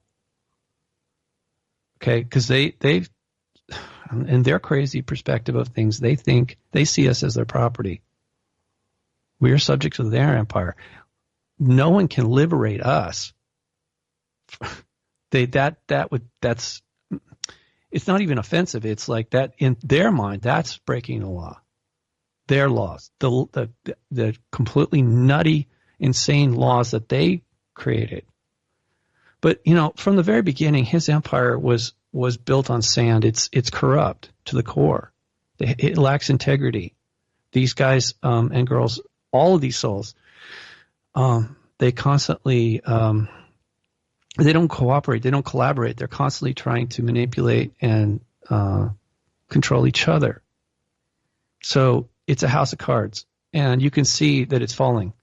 And so naturally, because they don't have many options, I mean, a very limited range of That's really all they know, actually, is what this parasitic behavior. They're desperate. Excuse me, and that's why they're acting this way. Fascinating. And we are about to hit the top of the hour. And Robert, first of all, I wanted to thank you. I hope so much we can do this again one day and get updated on all your latest and greatest. But feel free to use this opportunity. Just get on the soapbox. If you want to say any last things, go ahead. Or if you just want to go and plug, please do. Please plug whatever you'd like. Unicus Magazine, anything that you would like, any upcoming talks, or if you're going on any other shows, please use this opportunity. Yeah, I need to cut back on doing shows. I was doing 6 or 7 a month last year because I wanted people to be aware of the threat that AI presents to us. And I think I got the message out there. I've been doing a lot more stuff and putting it up on YouTube, which I think is helpful because so many people go there. What else? I'm working on completing my next book, hopefully the last, honestly, about this subject. It's currently called the Malibu Chronicles, and it's about what we discussed, but with a lot more detail. What else? Oh, I started producing music videos, which you could see on my YouTube channel. But it's easiest if you just go to, I guess you could click on video or music. Either way, it'll show you. But the whole the whole purpose of that is it ranges from angelic to demonic. I mean, it's kind of weird like that because I've been influenced and touched by both sides, so naturally my music is going to reflect that. And some of it, especially the dark stuff, is like it. The next song I'm releasing called "We Are the Archons." I don't ever want to do another song like that ever. I didn't even want to do this one, but it kind of just happened, and I realized that it's serving a purpose, which is to it allows people to feel what the Archons feel towards about us, and which is it's disturbing by design. See, most people don't even think this is real, but when people listen to music or watch a music video, they're like, "Oh, it's entertainment. Hey, that's cool." Yeah, but guess what? It's actually it's touching a part of yourself, your soul, that is vulnerable. And I'm not doing this to manipulate anybody. It's sort of like it's part of the awakening process. So, oh God, that was a really tough one. I mean, technically, it's difficult for me to create all the voices of the Archons. It's not even all. It's just enough just to give you a flavor. Anybody could listen and go, "Oh my God, what kind of creepy crap is that?" You know, it's like, but it's just a way of sort of warning people that these things do exist and this is how they view us. And but the good stuff, the angelic stuff, is very, very pleasant. There's some pretty love songs in there, and the visuals are good too. And I'm just excited about it because I've never really produced videos before, and it's a whole nother level of artistry and creativity that I'm absolutely thrilled with. So those are all out there. There's a lot more to come, but yeah. Honestly, though, I do want to. At some point, I want to just be done with this whole paranormal stuff because there's only so much I can say about it. And I don't blame you. I don't blame you. Well, I mean, yeah, look, I know it serves a purpose and everything, but I have a family, and again, most of my passion in life is to do creative work, and so to be focused on this for as long as I have, it's actually a real pain in the neck, but. I do appreciate people that have contacted me, encouraging me and thanking me. That's nice. That's not why I'm doing it.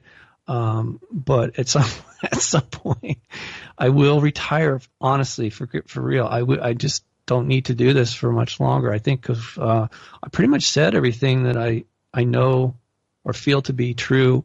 And the Malibu book is important, though. I do feel badly that there's so many people that have gone there not knowing how dangerous it is, and have either gotten cancer or lost their life in other ways. It's just I really want people to understand that if you go there, it's very dangerous, very, very dangerous. And I'll just leave it at that. But so thanks for having me on. I appreciate the work you're doing. Let me just tell you this.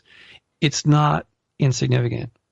These conversations that we've been having, that you are archiving, are really important to the collective consciousness. And it is part of the healing process.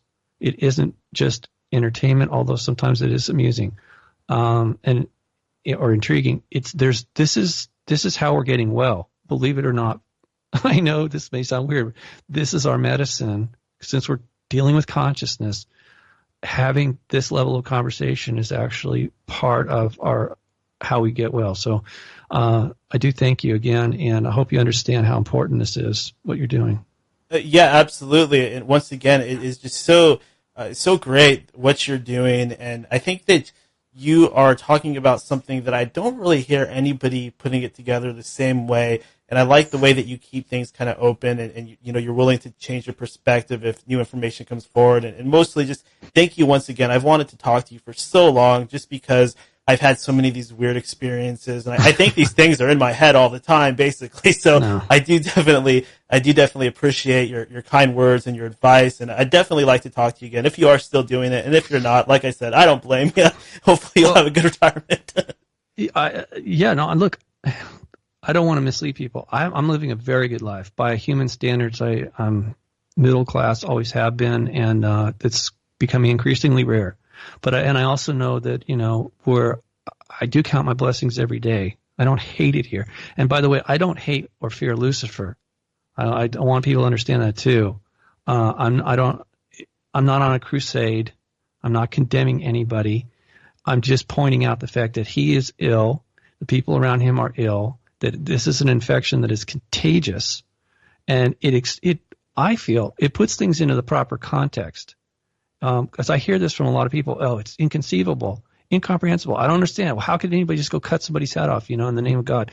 Well, I'm giving you an explanation. It's probably not the one you would have thought of or that you want to hear, but I think it's accurate. That's why I'm sharing it. And yes, if tomorrow somebody, because I always answer all my emails, if somebody sends me an email tomorrow that corrects this, if they can show me where I'm wrong and give me some better, more valid information, well, guess what? You and I are going to be doing another show, and I'll put up an article. And I have no ego involved in this. I don't have any hidden agenda. I just want us to get access to the truth and ultimately get well. Everybody, not just some of us.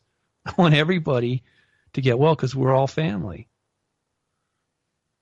Awesome. And once again, thank you so much, Robert. I hope to talk to you again one day. But until then, enjoy the rest of your evening, and you have a good night. Thanks. You too. Bye-bye. Bye. And there you have it. That was Robert Stanley. He's been on so many programs, such as Coast to Coast, of course, many times, and so many podcasts. I've heard so many of them, but I really thought that was a special interview. I was able to ask him some questions that I haven't heard asked before, and I highly recommend everybody to go check out his work, buy his books, listen to his other interviews, and pay close attention to his research, because I really believe that he is bringing something very special and highly accurate forward, and I especially love what he has to say regarding, hey, we don't really know what's going on. A lot of this is a deception. We have to discern this stuff. I'd like to think that is what the show is about, but unfortunately, I know I'm not supposed to ever say this, but I got to be real with you guys. I got to piss like a racehorse, so I'm going to go ahead and play a tune for you guys, and I'll explain what this tune is after I come back. But until then, enjoy.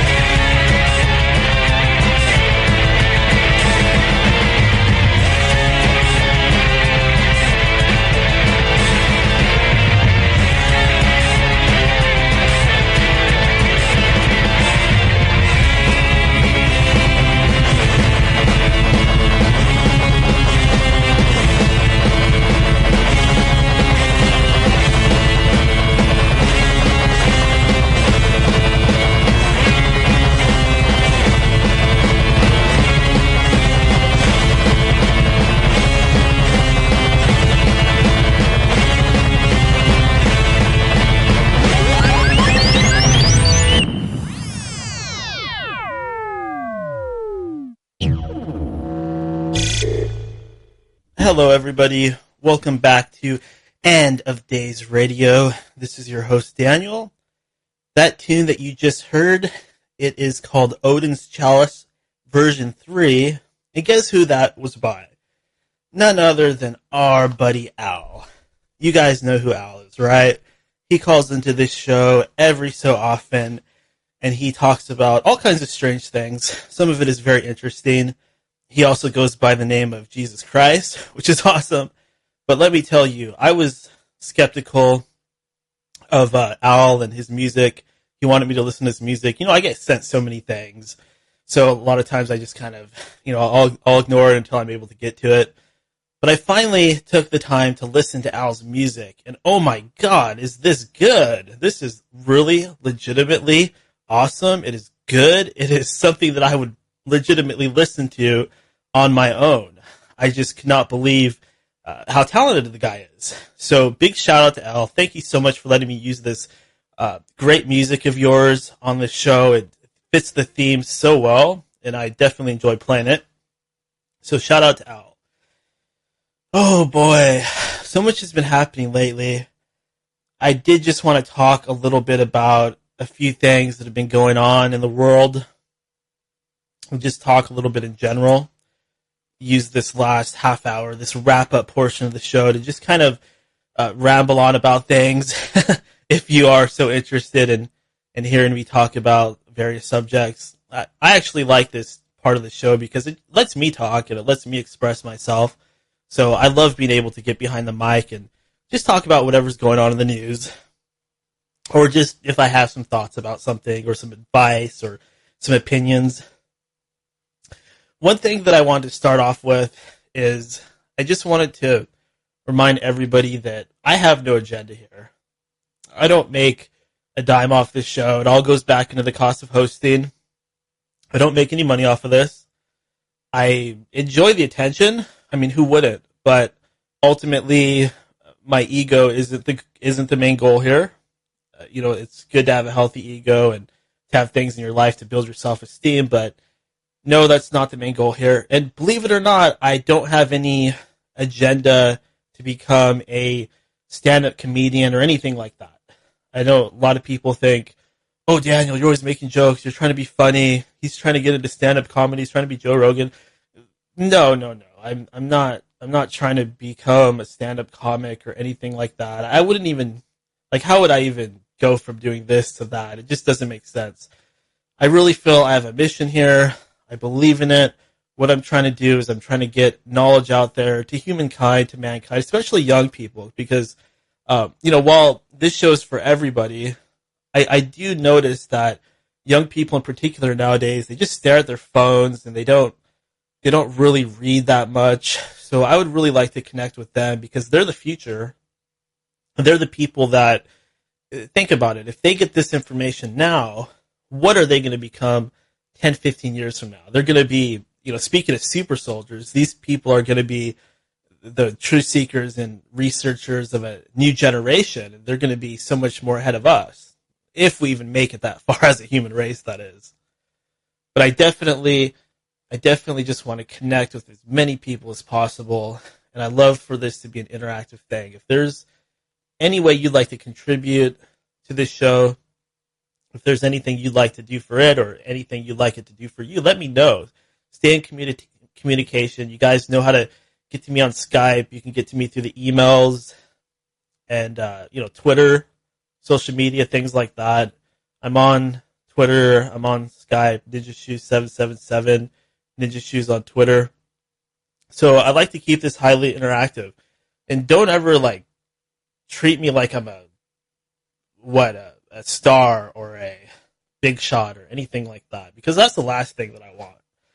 I definitely don't want to be any sort of big shot star or anybody that, I don't want to be perceived as somebody that has a big ego, somebody that's narcissistic.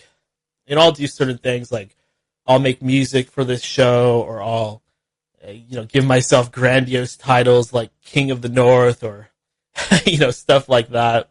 Dan, the All-American Man. But all that is just flavoring. It's just, that's my art. That's my expression. I don't really think that I'm a king. in fact, I think that I'm a god. I'm just kidding. Calm down. I'm a god pretending to be a king. I'm just kidding. Calm down. Don't hate me. But you guys know what I mean. I just want to be as genuine as possible in doing this. So many people nowadays that are doing this, and nothing against them at all, but they're putting their programs behind a paywall. And, John B. Wells does this, who I have a lot of respect for, as well as several other people. Red Ice Radio does this, who I respect as well. I like both of those shows. I like both of those hosts. But once again, I promise you guys, I will never, ever, ever do that. I never want to charge for this. I get off on this being free. I actually get off on it in a way that is really hard to even explain. But I love the idea that I'm putting something together that other people are charging for, and I'm giving it away for free, and I'm doing a better job. Let's be honest, I'm doing a better job. That's just my opinion. Call that conceit, call it vanity, whatever you want to, but it's not that, honestly. I just feel that what I'm doing here, since it doesn't have commercials, since I'm not blathering on about how intelligent I am, except during the after show periods like right now, because of that, I feel like what I'm doing is better than a lot of what is out there. Is it the best? I'm not going to say that. There's some very strong shows out there, some very strong podcasts, so I'm not going to say that I'm the best, but I think that I'm doing a better job than a lot of people are. For one thing, I'm consistent. I'm coming on every Saturday night. In fact, I'm trying to do 2 shows a week, which is not easy. These take a lot of planning. They take a lot of effort. But I love it because if I wasn't doing this, I'd be sitting behind a computer or sitting at home with a book open, and I would be reading and I would be researching the same stuff. So this is how I enjoy what I like. This is how I enjoy what I enjoy. And I have an absolute great time doing it. Some different things in the news. There is a hotel in Kentucky. This is in the Inquisitor. They oftentimes have some very strange news, but apparently a hotel in Kentucky had to shut down because there were so many violent paranormal attacks, meaning things were getting thrown around, people were getting slapped, all kinds of stuff. And this is showing up in the news all the time. Like if you go to Google News, this is how I get my news. I'll just go to Google News and I'll enter ghosts, paranormal, and stuff like that. And you can really see all the weird, strange things going on in the world as we speak. All kinds of weird things. Another big thing in the news, a giant alien hand was found in Peru. So, same source, the Inquisitor, they're reporting that a giant alien hand was found in Peru. What does that mean? Is this some confirmation of the giants that once walked across the earth along with us humans? These giant beings with double rows of teeth and cone-shaped heads, stuff like that? Is that what that is? Is this going to get covered up like all the other stuff gets covered up? Is that what's going to happen? It seems that a lot of these news stories not only come out now, but have come out quite often in the past. It's been alleged that certain museums like the Smithsonian are responsible for keeping a lot of this information hidden. Maybe they are, maybe they're not. Who's really to say? But anytime I see anything, giant anything found, I'm sorry, I get a little bit excited because it confirms to me that indeed our history is wrong, or history as we know it is wrong, and there was a time on this earth where giants walked along with man. I'm not going to get too into it because I could probably go on and bring up certain researchers and kind of parrot what they have to say, but I'm not going to do that tonight. We'll keep that for another day when we actually have a guest that can come on here and talk to me about that. But in the meantime, I highly recommend you guys look up this stuff about giants. We talked about Sitchin quite a bit with Robert Stanley, who's just on, and he's one of the guys that brought this theory to the forefront of there having been giants walking across the earth back in the old days. And who knows how big they actually would get. I've heard that they get well beyond what we think of as giants nowadays, where like Andre the Giant, he was like 7.5 feet, something like that. Well, some of these giants may have been 10 feet, even 15, 16 feet, literally big enough where they could hold you in the palm of the hand, or at least, grab you around the waist with their hand and shake you around. Lends a lot to that, to those old tales. The other day I was talking about how these dragons may have been dinosaurs that you hear in a lot of these old tales. Well, maybe the same thing was happening with the giants. Giants living in caves in semi-modern times and medieval times, and every so often one would need to be taken care of. Oh, giants eating all our grain? Oh, giants stealing all of our beer? Oh, the giant is eating all of our cattle? Well, let's send somebody to go kick his butt, drive a sword through his belly and cut him open or something like that. I imagine it probably did happen. The heroes of old, occasionally they'd have to go dispatch a giant or dispatch a dragon or something like that, right? I'm sure there's a lot of genuine mythology there, as well as history. It's probably mixed together, and one inspires the other, as in our history inspires the mythology. So interesting. Giant hand found in a cave in Peru. Might want to look more into that. Also in the news, a routine flight became bizarre as pilots attempt to communicate with the UFO. This is actually from the Chilean army, I believe, Chilean military. So apparently they saw something weird and they tried to communicate with it. And as usual, things just kind of went haywire. What can you do? What can you do if you see a UFO? Try to communicate with it. What are you going to do? Wave some flags around or try to communicate it with your radio equipment? What are you going to do? I don't know. My recommendation is forget the electronics. Forget whatever means you're trying to use. These things can communicate with us telepathically. That was just confirmed by our last guest. So if you do see a UFO, your best bet is to just talk to it with your mind and not wave flags at it or shoot off fireworks or anything like that. It's not going to work. They're just going to laugh at you. They're going to play their games. They're going to fly around at an incredibly high speed, and you're not going to get anywhere. So, it's funny because you hear so many stories like this. Oh, I was flying a plane, and the UFO was circling around my plane. It was moving in an impossible way. Yeah, of course it was moving in an impossible way. It's a UFO. And this has been happening for a very, very long time. People have been seeing UFOs. And when you see one, my recommendation is to not panic. Don't panic. Try to take some pictures because we all want to see that. Try to take some video. There's a lot of videos of UFOs and things like that on the internet, but very few aliens. So maybe if you could actually get that UFO to land and for an alien to step out, that'd probably be a lot better. And your best way of making that happen is probably to not have any fear because your fear, if it's a bad alien, it's probably going to absorb your fear or want to feed off your fear more. And if it's a good alien, it's probably going to get scared off. So you're not going to want to have that fear either way. Oh, let's see what else is in the news. Okay, Donald Trump is making his son-in-law an advisor. Donald Trump is making his son-in-law an advisor. How do I feel about that as a Donald Trump supporter? Do I feel that's a good idea? Seems a little weird. The guy doesn't look very old. I have trouble imagining that he is very wise to this earth, that he really knows what he's talking about. But then you have the trust issue. I imagine I could probably trust family more than people that aren't family. But is that right to put them into a government role?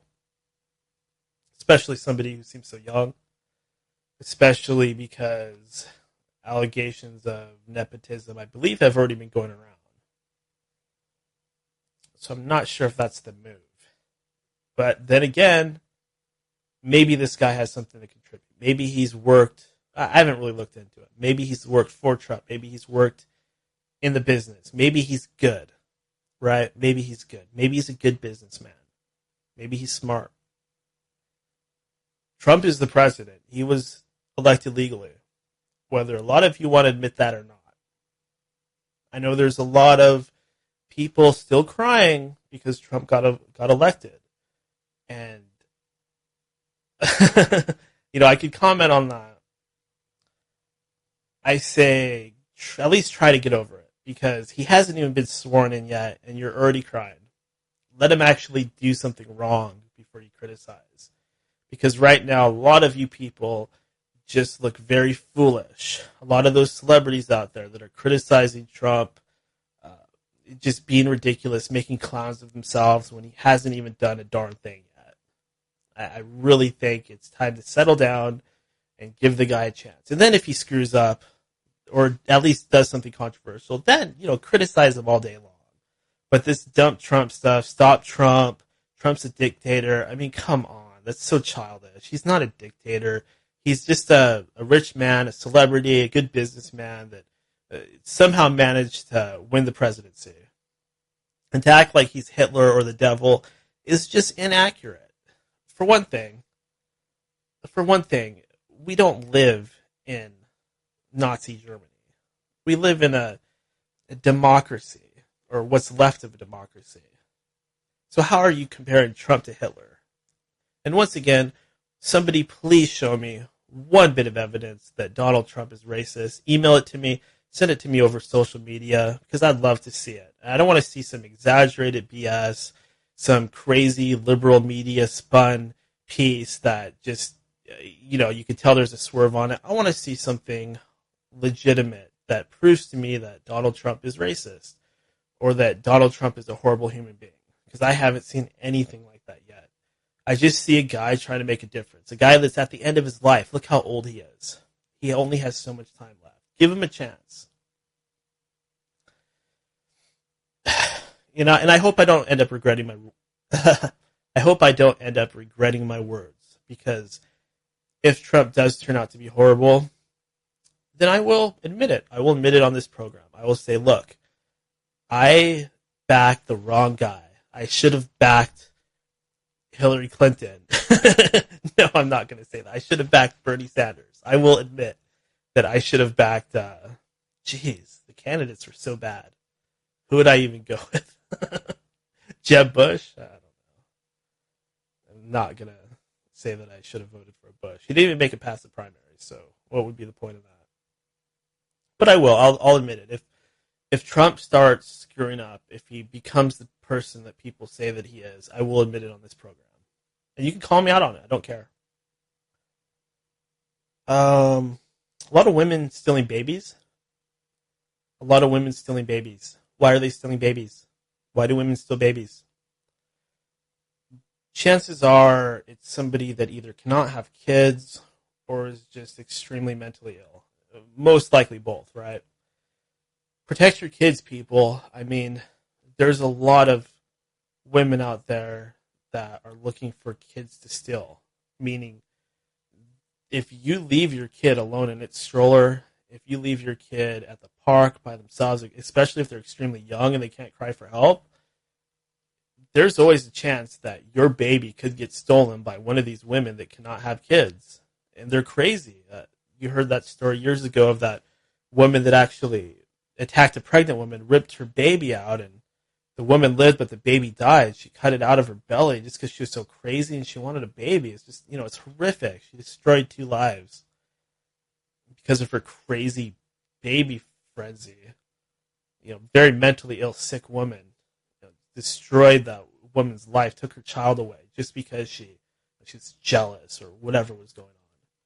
Just terrible, terrible, terrible. So, watch your kids. Watch them like there's an eagle that's going to come down and pick them up and take them away, because there are a lot of these sick women out there that wish they had kids, and there's a lot of these pedophiles out there, and these demonic beings and Archons, whatever they are, they're encouraging these pedophiles to engage in their behavior. And you don't want your kid to be scarred like that. Trust me.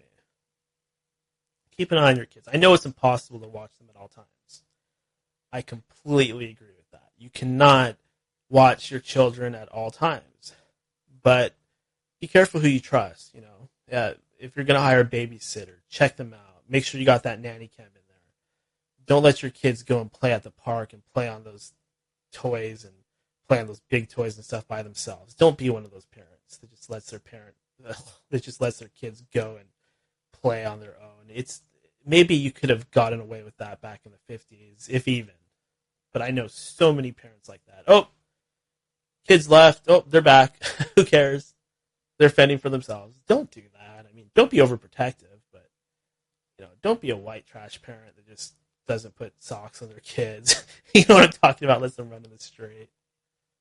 Don't beat your kids either. Don't beat your kids. It teaches them all the wrong things. Don't beat your kids. I don't have any kids, and I know I shouldn't be giving anybody any advice on children, but it's just my opinion. Oh, what else is going on in the world? SeaWorld. What? SeaWorld? What is he talking about? We're talking about SeaWorld now? Yeah, we're talking about SeaWorld. So, SeaWorld's located in San Diego. I went down there a few years ago. Actually stayed in a hotel very close to SeaWorld, and I really wanted to go because I love dolphins. As you guys know, there's dolphins in the beginning of this show, in the intro music. I love dolphins. I talk about them all the time. I think they're so intelligent, and the same thing applies to orcas and whales and other various dolphin-like creatures, marine mammals. I think they're just so highly intelligent and so fascinating. Oh, but that SeaWorld, it is just so wrong on every level. We've all seen Free Willy, right? You cannot take these creatures that are used to traveling through the ocean. You can't take them and put them in little tanks. It's abuse. It's wrong. Why is it still going on? All of us right now, we should go down to SeaWorld with pitchforks and flaming torches, and we should tear that place down right now. I'm not kidding. That if we were as good a people as we say that we are, that's one of the first things we do. And we do something about this homeless problem too. All of us. We join together. We do something about these marine animals. We do something about the homeless. But the truth is, we're not all that great people, are we? We're weak. We're weak. We don't have it in us to do something like that. To risk going to jail, to work for homeless people that don't work themselves. That makes us angry, right? We're not going to go and help people that won't help themselves. We don't have a choice. They're not going anywhere. Do you understand that? I'm not saying give them your money. I'm not saying buy them sandwiches. I'm not saying do anything like that. But what I'm saying is, as a society, we need to do something about these homeless people. I live in Seattle, and I'm sure many of you are aware of what's going on out here. We have a very liberal local government, and they're letting the homeless people run rampant, and things are getting bad. But it just shows the overall problem. The mental health aspect of our government is terrible. These places are just badly run businesses that are underfunded. Another problem is the lack of jobs, the unemployment rate, the fact that it's hard to get an education without taking out loans, the fact that drugs are rampant throughout our society. Drugs are a problem. I'm for people, smoking their weed or dropping their LSD hits or whatever, but I'm not for heroin or meth or crack. I think that stuff needs to be contained. I'm not a libertarian. I don't believe that I don't believe that all drugs should be legal. That's insane to me. I don't understand that at all, except maybe it would save money. I don't think that we should let crack and cocaine and meth and heroin infiltrate our neighborhoods. I don't. You're not going to convince me that that's okay. You're not going to do it because that stuff is terrible. It's demonic. You want to do your mushrooms, your pot, or your beer, or whatever, fine. I know certain ones are acceptable. They're okay. They're probably not going to hurt you. They're not going to ruin your life. And those should all be legal. Absolutely. I totally get that. But don't tell me that meth or heroin should be legal. That just doesn't make sense. That stuff is so addicting. And once you start, you cannot stop. You can't stop. Don't ever even think about touching any of that.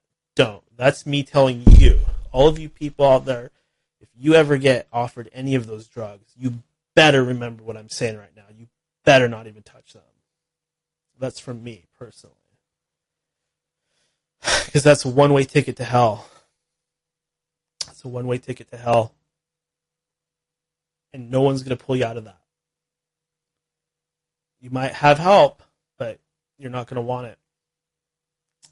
You dig? Who would win in a fight between the Hulk and Superman? Am I really going to talk about this? I don't even know if I want to go here. The Hulk and Superman, I mean,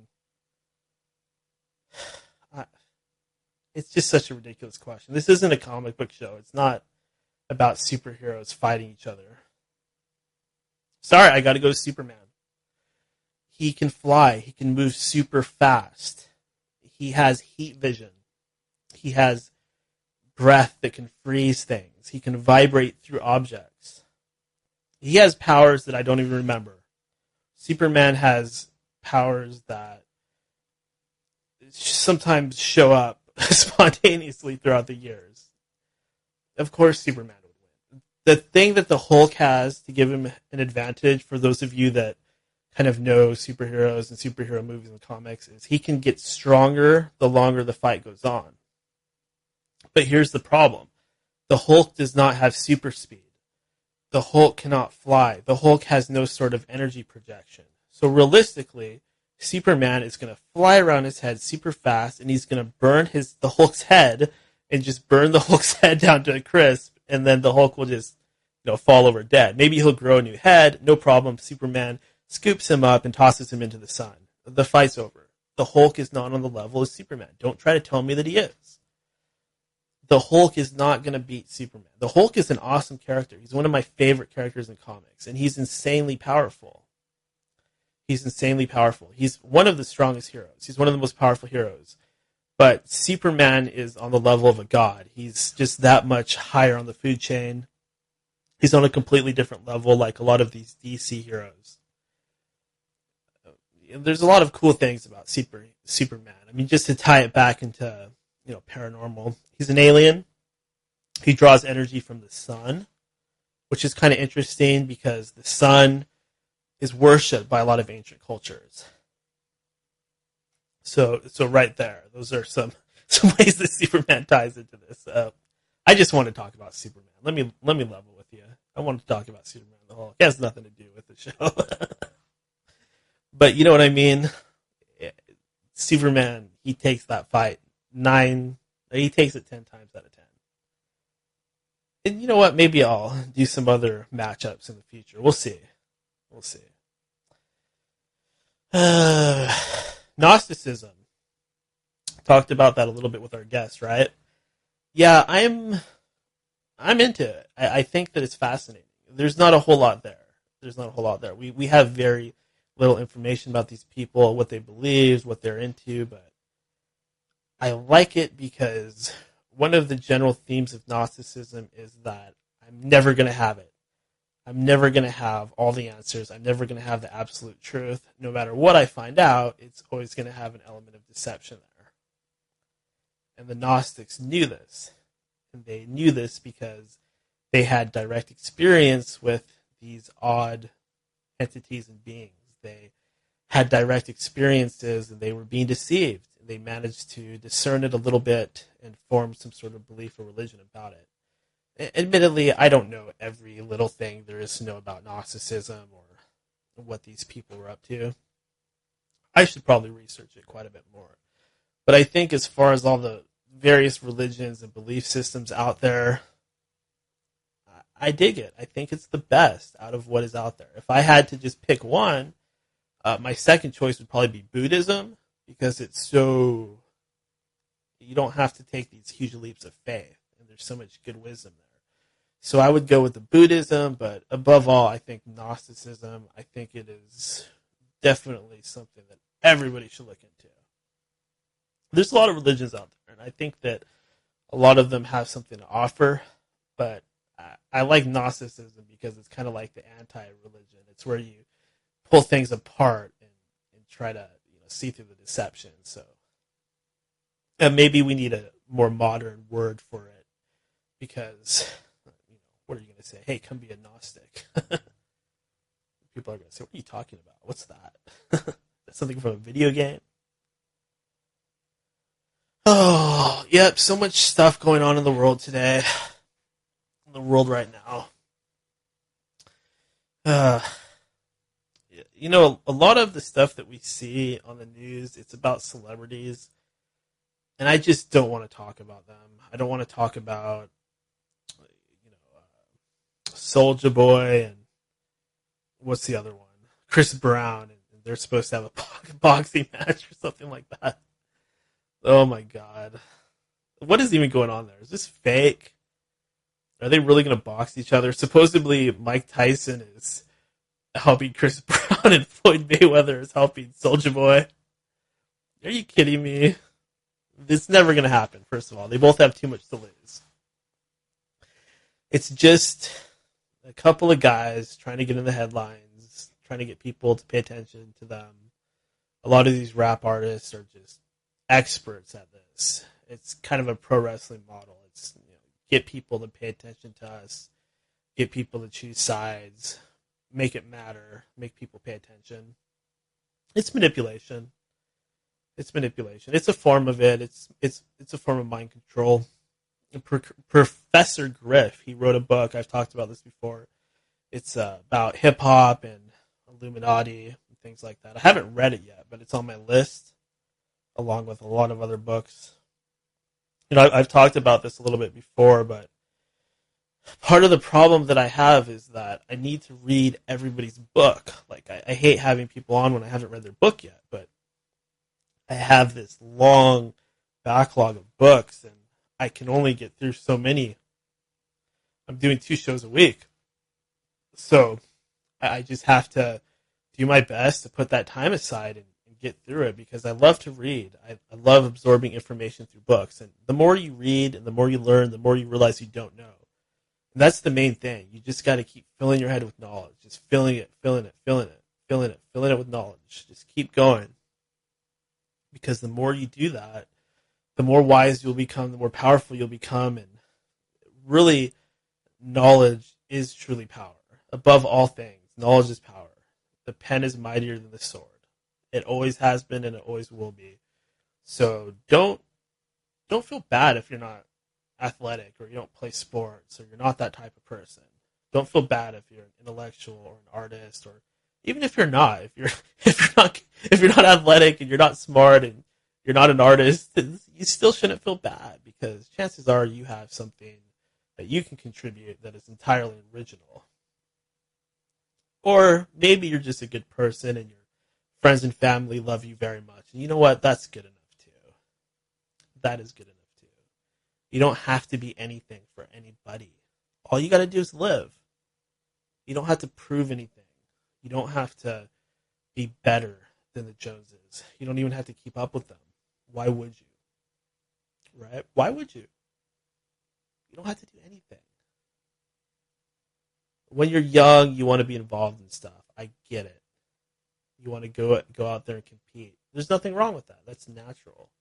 You're living your life, but there comes a time when we all have to go out to pasture, or we all have to think about retirement, or we all have to think about how are we going to spend our golden years. And it comes fast. I'm 34 years old. I'm still what some people would call young. I haven't reached that middle age yet, but I'm getting there. And these past 10 years have gone by so quick. These past 10, 15 years, it's just gone by in a flash. It's been crazy. It's been crazy. Am I proud of what I've done? In some ways, yeah. Do I wish I would have done more? In some ways, yes. But I'm just glad that I was able to have a chance to be on this earth and learn and evolve, because that's really the bottom line, is that spiritual evolution. We're not really here to be kings. We're not really here to do this or that or accomplish things. We're here to experience accomplishing things. We're here to experience it. It's the journey. You know how they say that it's not the destination, it's a journey. It's so true. It's the journey. So don't feel bad if you haven't gotten to where you think you should be. Because trust me, you're exactly where you should be. You're exactly where you want to be. It's all you. You are exactly where you're supposed to be. Okay, what is there else to talk about? Yeah, that's pretty much it. I do have. I'm not sure if I'm going to do a show this Saturday. I'm not sure. Because I have some other plans that are kind of tempting me, but I'm not sure if I want to do it. So I'm probably not going to have a show next Saturday. I know that I promised to be here every Saturday night, no matter what.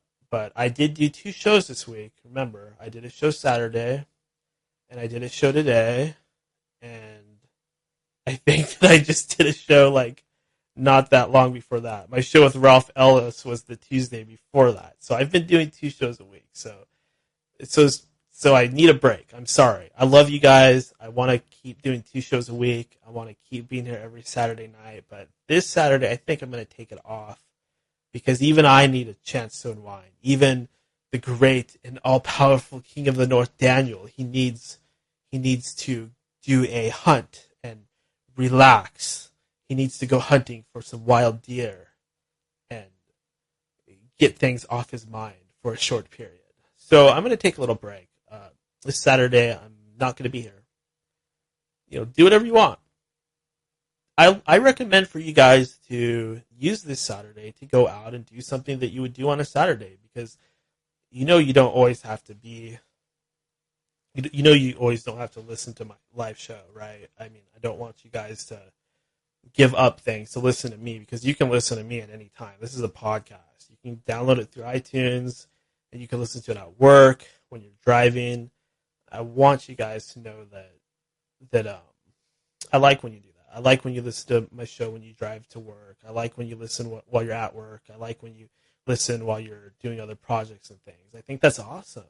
And when you can make it to the live show to interact, I absolutely love that too because that is so much fun because you can interact, you can ask me questions on the fly, you can talk to me, and I love that. It's like a party. And I kind of want to get back to that a little bit. We've drifted off of that kind of because, I've been nitpicking things about the show, trying to make it perfect to my vision. But I want to get back to that strong live show. I want to get back to that because it's so much fun. And when you guys call in and ask questions, it just makes it all the better. So I want to get back to that a little bit. I'm rambling, aren't I? It's okay. You can tell me when I'm being boring. Trust me, I know. You don't have to tell me. Just know, I'm going to close out now. Wait for it. Just know that you can get this show every Saturday night live on Saturday at 7:30 Pacific Standard Time. Go to endofdaysradio.com. And that's also where you can watch all of our past shows, listen to all of my past shows, sorry. You can listen to my past shows. Just hit that download link, click play on the YouTube video version, subscribe on YouTube, subscribe on iTunes, subscribe on Stitcher. Follow me on Twitter. I'm at Ninja Shoes. That's me. I do love the Twitter. What else is there? Next guest. Oh my God. On the 21st, there probably will be a show in between, but on the 21st, MV from Belgab. Yes, the creator of Belgab. That's going to be crazy. There's been a lot of drama on Belgab lately. Belgab is pure drama, and I love every second of it. So big shout out to Belgab. Shout out to Shafis, Briggs, Star, Yorkshire Pud, Ciardello. Shout out to Little Chris. Shout out to what else are some of these names? AK Willie. Shout out to Meat Pie. Shout out to all of you guys over at Belgab. You guys are so funny, and I love talking to you guys. This show will never be like a Gabcast or a Belgab driven show or anything like that, or rightfully so. But I do absolutely love Belgab. That place is a good community. Big shout out to MV for letting me and everybody else just say whatever we want to, just letting that free speech flow. So big shout out and plug to belgab.com. I will definitely always plug that community because it is great.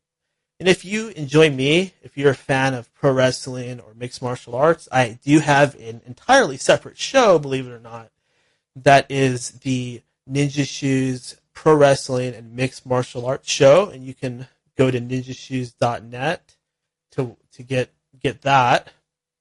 I haven't done a whole lot of shows. It's just kind of a side project, something fun where I don't have to talk about all these depressing things all the time, like the end of the world or demons driving me crazy.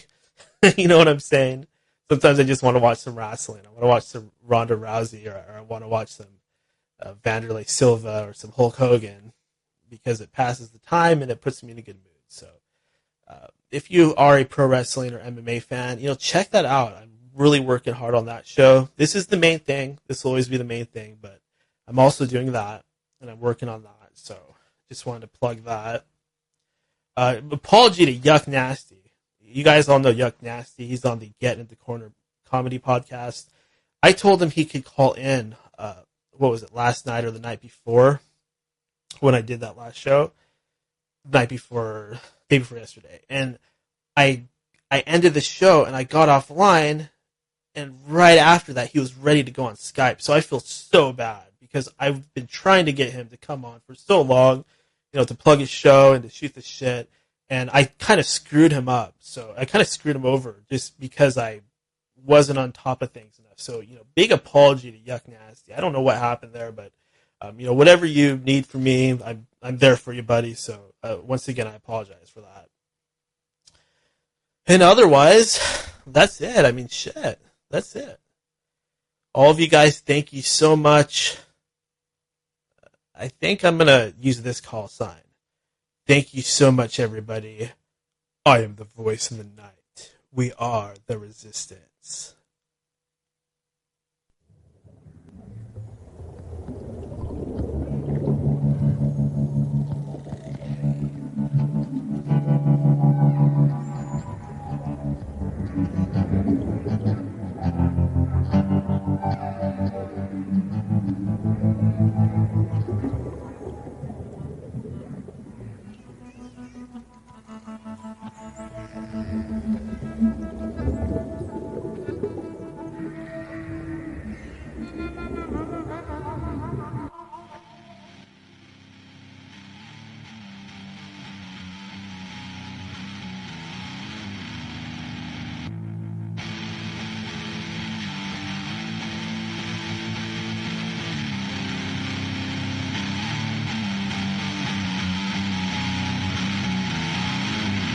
Winter's coming.